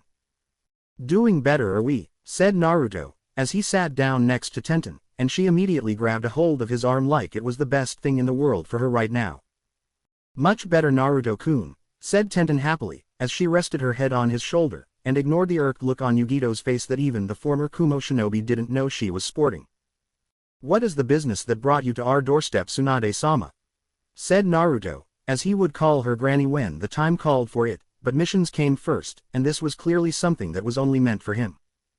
With Orochimaru dead, Sound Village deep within Rice Country has become unstable, and several shinobi families within Rice Country are suffering because of it. One family in particular, who had one of its members marry the Fire Daimyo's middle child, and requested the Fire Daimyo's help in saving the clan from being destroyed, said Tsunade, as she was going to send the boy with Jiraiya along with one more to retrieve the clan, and help them relocate in Fire Country or a place of their choice. What's the name of this clan? Said Naruto, as he narrowed his eyes, and saw Yugito narrow her eyes at Tenten just before Hinata came into the house to see Naruto. It's the Fuma clan. They were Orochimaru's inner spy network for when people entered Rice Country or got close to his village. With everything in the land in chaos, they want out, and want to keep their clan alive, said Tsunade, as she saw Hinata sit down next to Naruto, and hold onto his arm while restraining to glare at Tenten because of what had happened on the last mission. "Who goes with us since we doubt this is a solo mission?" said Naruto, as he knew that such a matter required someone of higher rank than him, and one with more experience. "Jiraiya will go with you along with someone else. I haven't decided yet, but when I do, the person will be with you on this mission, and since you just got back it won't be for another 2 weeks so you have a chance to interrogate that girl Tayuya until then. Just remember Naruto, Iwa knows of your existence in being a namikaze, and may be out for your blood if they learn you're on this mission, so try to keep your transformations to a minimum while you're out on this one. Rice Country is considered neutral territory for all the shinobi villages despite sound being set up by Orochimaru, so what happens in Rice Country stays Rice Country, and even more when there is unrest there," said Tsunade, as she saw Naruto nod, and knew that he had to watch his step because of the reputation his father left behind in the last war. "Okay, how did the meeting with the 2 councils of the Bakas go?" said Naruto, as he saw Tsunade laugh at that, and so did the others with the exception of Yugito, though she understood that the councils had been at odds with the previous Hokage about things. "You know them, Naruto, always wanting more for themselves than that of the village and making sure that no one rivals them for it. Though I was able to put them in their place thanks to all the prospective clients that saw you compete in the Chunin exams being quite upset at their actions. So for the moment, we both have them by the balls, and with your help I would like to keep it that way," said Tsunade, as she knew the fools had been keeping her sensei constantly tied up with things because of his age, and this was her way of getting back at them. "Can do, Tsunade-sama. Anything else?" said Naruto, as he was kind of pinned down by the 2 girls on either side of him, and another 2 looking on with envy. "That's about it for now. Oh, there's one more thing, and it's about the Inuzuka clan, with Inuzuka-sum handling the means to make things up to you for what her son said to you," said Tsunade, making Naruto raise an eyebrow since he hadn't heard anything about what she had planned. "What is she giving us?" said Naruto, as he was curious, and saw Tsunade smirk while Shizune looked irked herself at what Inuzuka-sum had in mind. "Not what, but rather who is she giving to you?" said Tsunade, as she saw both eyebrows rise up, and those of the others in the room. "Could you be more specific in what you mean by that?" said Naruto, as he wanted to make sure he heard this clearly, and not misunderstood what Tsunade was saying. "It is the decision of the Inuzuka clan elders along with Inuzuka-sum herself that her daughter Inuzuka Hana be married to you when you turn 16 years old, said Tsunade, as she saw everyone's jaw drop, and she had to restrain from laughing at them. "Are you sober, or are you so drunk you can't think straight?" said Naruto, as he saw the Sannin scowl at that, and had to restrain herself from hurting him. "I asked myself that plenty of times with her," thought Shizune, as she had objected to this, and sighed when the decision was final. "I assure you, Naruto, I am plenty sober, and the reason you weren't told is because you just got back not that long ago. I know you have some bad history with the Inuzuka clan, but I assure you Hana isn't like all of them, and they want to make it up to you," said Tsunade, seeing Naruto scowl at her, and the girls around him instantly knew that the boy's life was not present. "When we were 5 years old, we were attacked by a pack of Inuzuka dogs under the direct command of Kiba's father, and they didn't try to give us a clean death with one of their mouths on our throat to crush our windpipe. No, they tried to tear our flesh apart like we were some kind of meal to them. Do you know what that's like? To have a group of animals dig into your flesh to tear it off of you without mercy, and the person controlling them laughing at you while they do it? No, after it happened, we healed, but the man died in a public execution under a law no child could learn of, and no adult could speak of until recently. Ever since then, we were hated by the Inuzukas for what happened, as they believed it was our fault he died, and wanted us dead for a long time. Now that they know about us, they want to send me someone in an arranged marriage to buy me off, and pray to Kami that we don't turn it down for payment of blood. We say to hell with the Inuzuka clan. They want to make amends. Have them kill their dogs that attacked us, and their entire line descended from them. But don't think for 1 minute that we can be bought off by an arranged marriage," said Naruto, as he nearly yelled during the entire moment, and saw the look of horror in their eyes at picture the dogs attacking him as a child. "My stupid sensei let this happen," thought Tsunade, as she had not read that report, and wondered what the hell was the old man thinking. "Not all of the Inuzuka clan is bad, Naruto-kun," said Hinata, as she was in tears from when she had heard what happened to him, and wanted to take away his pain from the past. "We know, Hinata-chan, but we will not forget what they did to us, and will not forgive them for what they did. However, you can tell the Inuzuka matriarch that we will have this arranged marriage to save her clan from total annihilation, but we want every dog, of every age from that line that attacked us put down, and in front of every Inuzuka member in that clan to remind them that we will not forgive them. This is non-negotiable in any way possible. Do you understand, Tsunade-sama? Said Naruto, as he was not going to let the clan get away with this, and eyes turned red for a second that made Tsunade stiffen a little at the sight. I understand, Naruto, though the Inuzuka clan may find the price pretty steep, said Tsunade, as she saw Naruto growl, and it sounded demonic in her ears. Yugito thought it was a dominant alpha demanding what was his, and it was making Nibi shiver with desire that was rerouted back into her being. Then have their children be mauled by their own animals. Or maybe we should summon some demon foxes to attack their youngest and scar them horribly while we laugh at their misfortune. Those are the options, Tsunade-sama. They either take it or the poor Inuzuka infants of their clan get scarred for life rather than lose the lives of their Inuzuka dogs of our choice, said Naruto, as the bloodlust that came off of him was startling, and the two girls that were clinging to him were holding onto him tighter. Well, when you put it that way, I doubt they'll refuse, and agree to the terms. Have a good day, Naruto, said Tsunade, as she left with Shizune, and left Naruto to calm down, and enjoy the time he had with all these girls willing to help take his pain away. We're sorry you had to hear that, said Naruto in a tired voice, and let a sigh that told them that it was emotionally draining for him to relive that moment in his life. Don't be sorry, Naruto, we understand, don't we, girls, said Kin, as she saw them all nod in agreement, and it made Naruto smile at them. That's right, I never liked the Inuzukas anyway.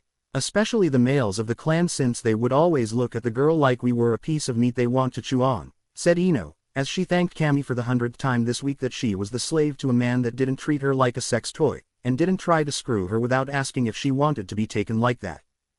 She had to will her body not to shiver at the thought. Don't worry, Ino-chan, despite our sexual antics we have with Kin-chan, we will not take your innocence unless you want us to take it. You may be our slave, but we will not abuse you, and will see you like a woman should be seen. With respect, said Naruto, as he saw Ino blush crimson at that, and saw Yugito narrow her eyes at her while hearing a hissing noise that sounded like it came from an angry rabid cat. Or was that the kitchen sink pipes? What should we do now, Naruto-kun? Said Hinata, as she had come over to be naughty, and while this was on the terms of being nice, she really wanted to be naughty right now. Then she heard his stomach growl. Well, Hinata-chan, we don't know about you, but we haven't eaten all morning, and right now my stomach wants some food. How about we all have some breakfast? Said Naruto, as he heard several other stomachs in the room growl with his, and made the girls blush in embarrassment. Food sounds nice, Naruto-kun, said Tenten, as she hadn't eaten much of anything since she came back to Konoha, and right now eating with him sounded nice to her. Her stomach too. It sure does, Ten-chan. It sure does, said Naruto, as he got off the couch with both girls in either arm, and the others following behind him to get something to eat. Naruto awoke early that morning before the sun even rose, seeing Kin snuggled into his form without a worry in the world etched upon her face.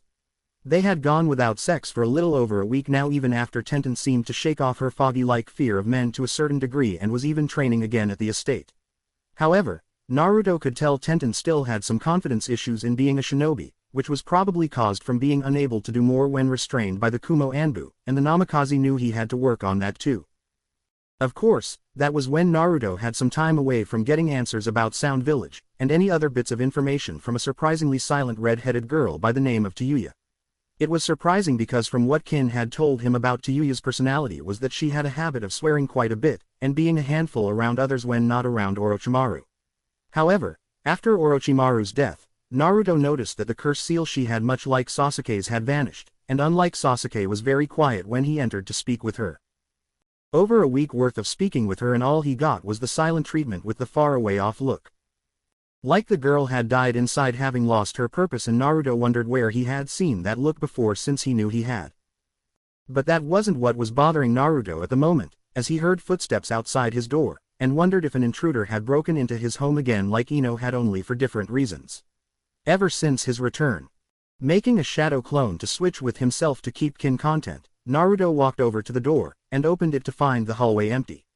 His suspicion growing, Naruto made 4 more shadow clones, and they fanned out to check the house for any threats that may have arrived at his home. While the clones did that, Naruto checked each bedroom where the girls were all sleeping in to see if they were safe, and was relieved to see they were sound asleep, only for it to leave him when one was not there. Tenten. Connecting with his clones, walking around the estate, Naruto ordered them to fan out, and find the girl should she be in danger. As they did, the sounds from the kitchen could be heard, and the clones along with the original converged on that area to see a crying Tenten sitting at the table holding a cup of tea in her hands. Frowning, Naruto quietly walked towards the teary-eyed girl, and sat down next to her while she looked into the pool of tea like she was hoping for answers to her problem. "Ramen for your thoughts, Ten-chan," said Naruto, as he had nearly made the girl jump right out of her seat, and out of her robes that hid her growing womanly figure. "Oh Naruto-kun, I'm sorry, I was so deep in thought that I didn't even sense you sitting down." "I'll go," said Tenten, as she moved to go, but stopped when Naruto gently grabbed her wrist, and he hoped she didn't flinch at his contact with her. "Wait, stay here with us, tell us what is troubling you," said Naruto, as he had seen her slowly break down from how she normally acted, and wished to have the old Tenten back. "It's just, I don't know anymore. I thought that perhaps I could become a shinobi worthy of the female gender and prove that men don't dominate our given profession. When we went to find Tsunade, Hinata and I faced those Anbu from Kumo, but we lost to them despite the damage we did during their surprise attack, and I was nearly, said Tenten, as she couldn't speak it, and tensed when Naruto wrapped his arms around her. "You don't have to speak it, Ten-chan," said Naruto, as he petted her hair, and let the weapons girl cling to him like earlier. "Naruto-kun, if I ask you a serious question, will you answer it for me, and tell me the truth?" said Tenten, as she looked into his eyes, and he smiled at her before giving her a quick reassuring hug. "Of course, lying to those precious to us was never something we approved of," said Naruto, as he saw her nod, and trying to form the words in her head to speak. "Do you think that I am good shinobi? A strong shinobi?" said Tenten, as she saw his eyes widen, and saw the surprise that was showing in his deep blue eyes. "Why would you ask us that question when you already know our answer?" "Of course, we think you are strong, and the fact you made it to the Chunin exam finals proves that," said Naruto, as he saw Tenten still having doubts about that, and her mind was replaying everything that happened. "But I didn't get the chance to prove myself since my Baka opponent from Suna forfeited his match," said Tenten, as she had never really got to show her skill at that event, and had hated the fact the invasion had ruined her chances. "True, but when the invasion came, you showed us that you were strong, and helped repel the enemy that was so close to succeeding that they could taste victory," said Naruto, as he saw her smile again, and saw the old Tenten return to him in that brief moment. "How do you know what to say to me when it counts?" said Tenten, as she felt herself getting sleepy around his form, and tried to resist the call of her mind telling her to rest. "We just do. Now let's get you to bed," said Naruto, as he picked Tenten up, and took her to her room before placing her on the bed. Yet when he tried to go, Tenten still held on to him, and refused to let go of him. "Stay with me tonight, please Naruto-kun, just for this one night and I won't ask you for anything else," said Tenten, as she wanted him beside her to comfort her so their horrible nightmares that had plagued her mind to go away, and only Naruto had the power to do it. "As you wish, Ten-chan," said Naruto, as he slipped into the bed beside her, and let her form wrap around his before sleep finally conquered her mind. "It's a good thing you removed all that doubt in her head. The damage could have been irreversible if left alone," said Venom, as he felt the girl's mind becoming less jumbled with fears, and more with confidence just by being around Naruto. "I'll talk to her old man tomorrow and ask him if it were all right to have Ten-chan stay with us longer until her mentality is back up to normal standards," thought Naruto, as he knew that Tenten was going to need all the support he could give her, and more if she was to get back to being her usual kick-ass shinobi self.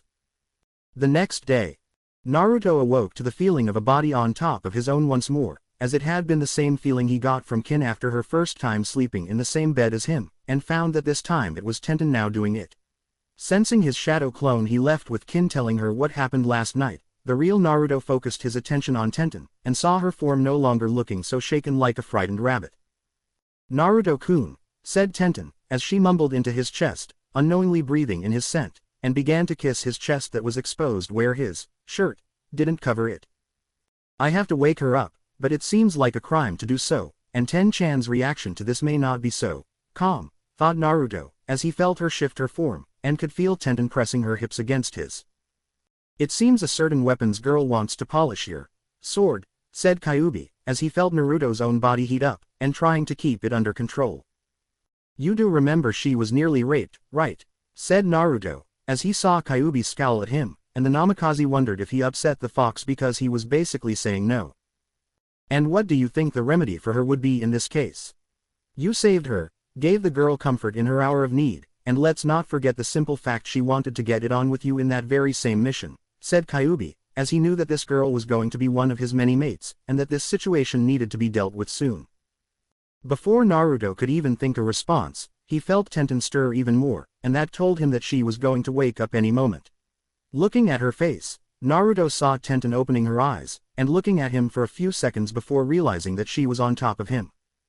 And that somehow during the night her robe had been removed to reveal her black bra and panties she wore to replace the red ones she had on when she was nearly raped by the Kumo Anbu. I see London, I see France, I see Tenten wearing sexy underpants, said Venom, as he let out a perverted giggle, and Kyuubi did the same while Naruto was telling them to shut up. Tenten was about to scream when Naruto acted faster and covered her mouth with his hand while holding her close so she couldn't struggle.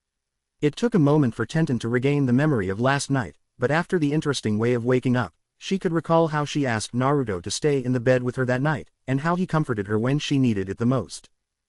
Well, this is certainly a interesting way of waking up in the morning, said Tenten, as she was still in Naruto's with the bed sheets now barely clinging to the back of her shoulders, and her face was no doubt in her mind beat red from being in such a position.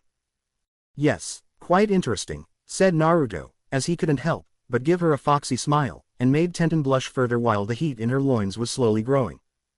Thank you for last night when you helped me with my self-doubt, said Tenten, as she felt electricity run through her fingertips when they touched his muscled arms, and it was difficult not to admire his body. You're most welcome, Ten-chan, said Naruto, as put his forehead to hers, and his hands on her hips that made her burn up even further. Breathing in Naruto's scent once again, Tenten found herself burning up with such heat that she could no longer ignore it, and kissed him right on the lips to feel the electricity that was entering her fingers now running through her lips. The kiss went deeper, as the two used their tongue to battle for dominance over the other, and the way Naruto ran his hands over her back felt incredible just like she knew it would. Eventually Naruto won, as he slowly had Tenten lie on her back before kissing her neck, and letting his skilled hands remove her bra to reveal the girl's breasts to him. Naruto-kun, said Tenten, as she felt his mouth on her right breast, and his hand on the other pinching it to make the nipple hard. You're burning up, Ten-chan. Let us use our tongue to cool you down, said Naruto, as he grinned a mischievous grin, and then assaulted the other breast with his mouth while one of his hands snaked down to her panties before rubbing them to feel the growing dampness that was building behind of it. Oh Kami, I feel like I'm going to explode, thought Tenten, as she felt his hand go from being outside of her panties to inside of her panties, and was now probing her snatch with his fingers. Your pussy is so wet down there, Ten-chan. We need to clean you up down there, said Naruto, as he kissed his way down to her waist, and pulled off her soaked panties before he put his face with tongue in it.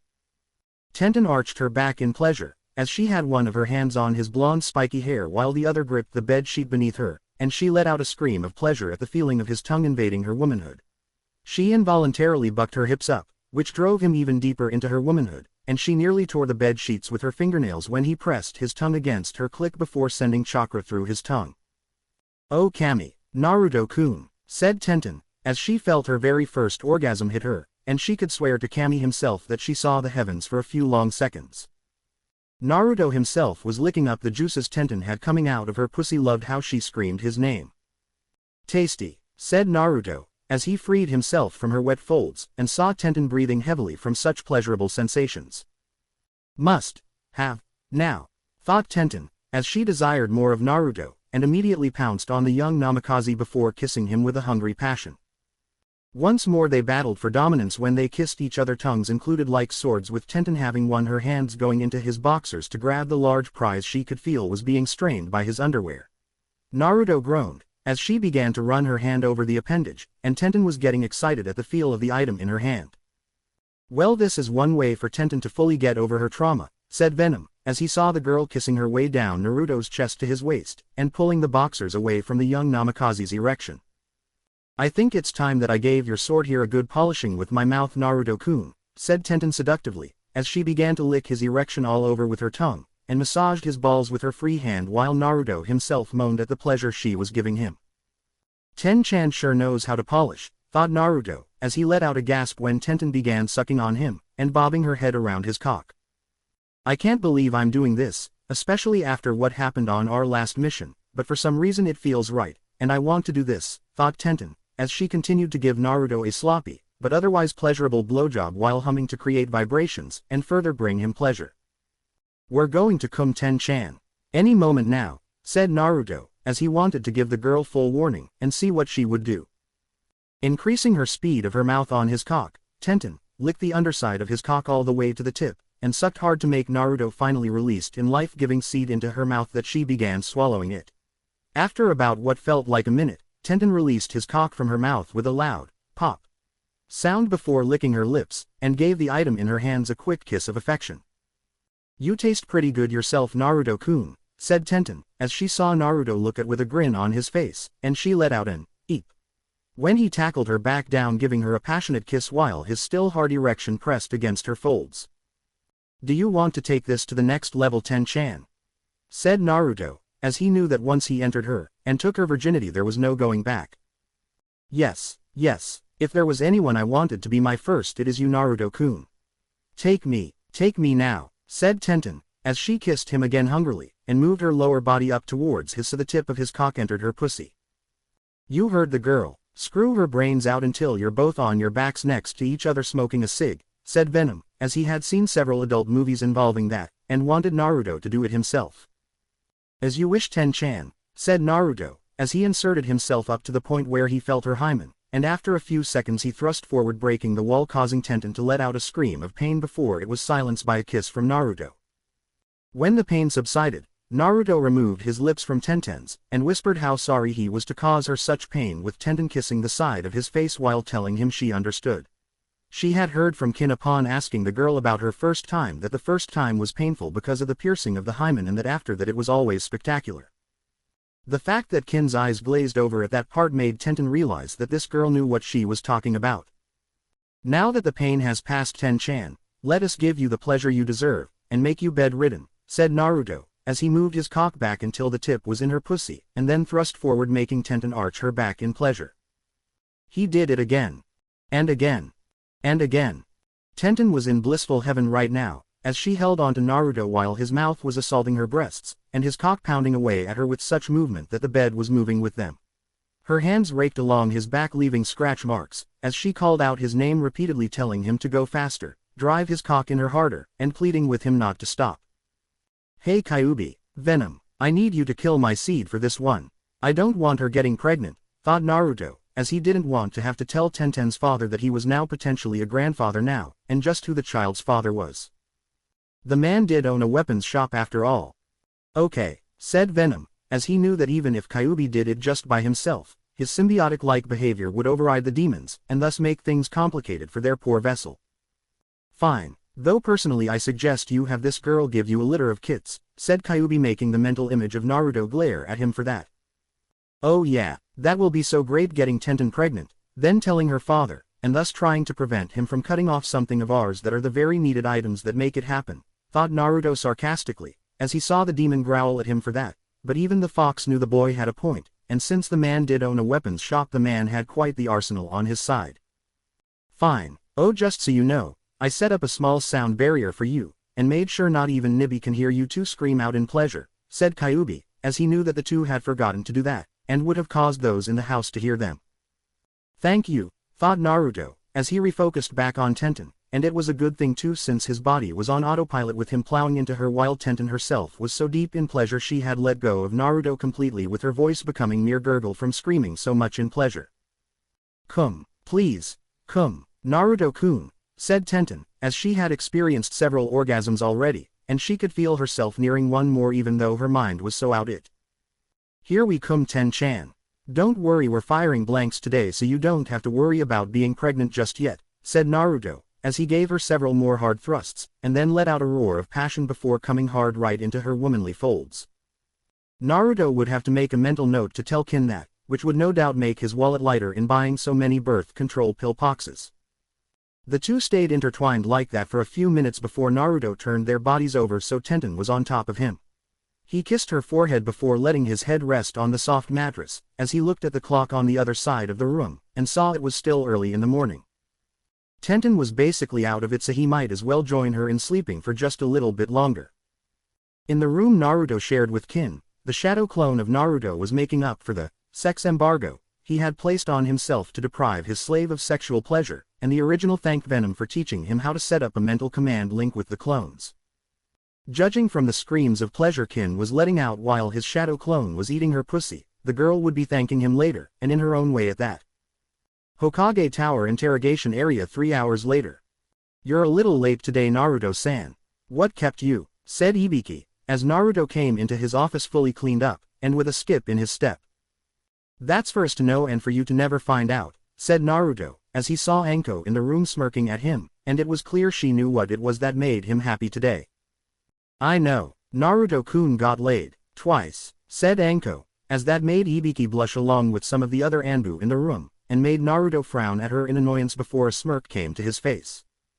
"Actually it was 3 times if you count one of the times with our shadow clone having sex and for spilling the reason Anko-chan we're not going to give you any," said Naruto, as he had sex with Tenten, Kin getting it on with his shadow clone, and then Kin again in the shower later with it being her way of saying thank you to him. And what a thank you it was. Naruto almost didn't leave for work. The instant Naruto said that, Anko had tackled him to the ground, and smothered his head in her breasts while pleading for him to change his mind in terms of punishment, all the while saying she would be a good girl for him. Ah, to be young again, walking through nature-filled areas, and mounting vixens in heat that want to be taken by the alpha they want to have kits with, said Kyuubi, as he saw Naruto webbing the ceiling of the room to lift the both of them up, and finally get a chance to breathe after getting himself out of Anko's luscious valley. "After hearing your pleas for mercy, we will grant it provided you behave yourself while we are interrogating Tayuya, and you don't try to jump us later," said Naruto, who now had his right arm wedged deep into her breasts where his face had been mere seconds ago, and her thanking him repeatedly for his show of mercy. "If you two are done, I need you Naruto to take another crack at Tayuya, and see if you can get her to open up about sound," said Ibiki, as he saw Anko wrap her arms around Naruto while nuzzling against his face, and the boy sighing while the others in the room were laughing at his expense only to be silenced when he gave them all a venom-enhanced middle finger.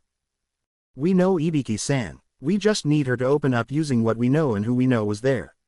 Our slave Tsuchi-kin was from Sound, as she was part of the team that entered the Chunin exams, and she told us about Tayuya being her friend," said Naruto, as he hadn't thought of using that since he didn't think it would be necessary, and was now the only way possible in getting the girl to open up. "All right, Naruto, you handle her interrogation as planned, and get her to talk about all the things Orochimaru did while she was him. Anko, I need you to look at a few spies from Kumo that have been reporting to the Raikage for several years now, and get them to spill everything they know," said Ibiki, as Yugito had talked to Ibiki the other day, and told him the name of the spies from Kumo. "Sweet," said Anko, as she was going to enjoy making these spies wet themselves and cry for their mommies. "We have a request to make," said Naruto, as he saw Ibiki frown at him for a few seconds before remembering that Naruto now spoke in third person, and was still getting used to it. "What's the request?" said Ibiki, as he saw Naruto looking hesitant for a second, and it made the interrogator specialist interested in what the Namikaze had to say. "During the time we interrogate Tayuya, we would like to request the use of Tsuchi-kin in the hopes she will get Tayuya to talk, and reveal what she knows," said Naruto, seeing the scarred shinobi frown at this since the use of a slave was never used because it had the most possible chance of backfiring. "Are you sure that is wise, Naruto? Seeing a former comrade as a slave to a clan heir in an enemy village doesn't exactly break one's spirit, and given what we know about the redhead downstairs, she may resist even further," said Ibiki, as he saw Naruto nod at this, and knew it was a gamble that could blow up in his face if things went bad. "We won't bring in Kin right away. We'll mention her in passing to see if we can get Tayuya to respond to us," said Naruto, as he saw Ibiki nod, and knew that the two girls had been friends back in Sound, so seeing Kin this way could loosen Tayuya's tongue a little to say something about the small shinobi village. "See if you can get a reaction out of Tayuya first, and if it shows enough promise in your report, I'll consider it," said Ibiki, as he saw Naruto nod, and left to interrogate Tayuya, and Anko was right behind him asking about what she would get in return for behaving like a good girl. "Just for once, I wish I was the one getting all the nookie," thought Ibiki, blushing along with everyone else in the room, and their eyes widened when Anko came flying back into the room via nosebleed.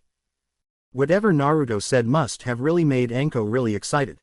Namikaze Estate at the moment. Ino was in the kitchen preparing food for everyone, as she was instructed to by Kin, who had her usual after-sex glow, and strangely enough so did Tenten that morning. Yugito could tell the two had sex with Naruto, even if the two took showers to remove it, as the nibby inside of her said only a woman could glow like that after being satisfied beyond all expectations. Yugito blushed at that, as Nibi also said that her vessel should get a piece of that action while she still could, and make it a common thing for them.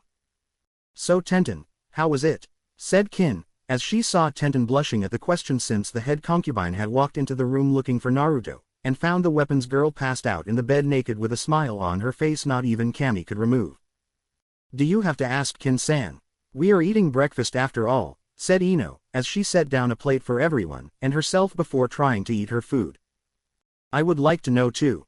Give us some hint on what to expect when you get your freak on with him kitten, said Nibi giggling in her own perverted little way and made Yugito blush while mentally yelling at her demon to shut up. Oh come on Ino-chan. Let the girl describe what she experienced. Maybe it will give you something to look forward to when you want to get it on with Naruto-sama, said Kin, as she saw Ino choke on her food, and look at the head concubine with a glare though it was turned away with a look that told the Yamanaka not to test the one that outranked the two of them in terms of slave status. It was, heavenly, said Tenten. She blushed when saying the word, and she saw Kin smirking at her in a way that said, welcome to the family sister. I don't need to hear this, thought Ino, as she sees Yugito is blushing along with her, and wondered if Hinata would be doing the same if she were here right now. The part where he licks you all over or the part where he takes that big thing between his legs and plows into you until your body feels like jelly, said Kin, as she smirks at the red on Ino and Yugito's faces while Tenten still has that far away look on her face. Both, said Tenten before letting out a sigh of pleasure, and Kin knew this girl wasn't going anywhere. Stick around girl, there is plenty more where that came from, said Kin, as she was now wondering if the girl before her could be converted to being bisexual and make the sex more enjoyable. If that were even possible.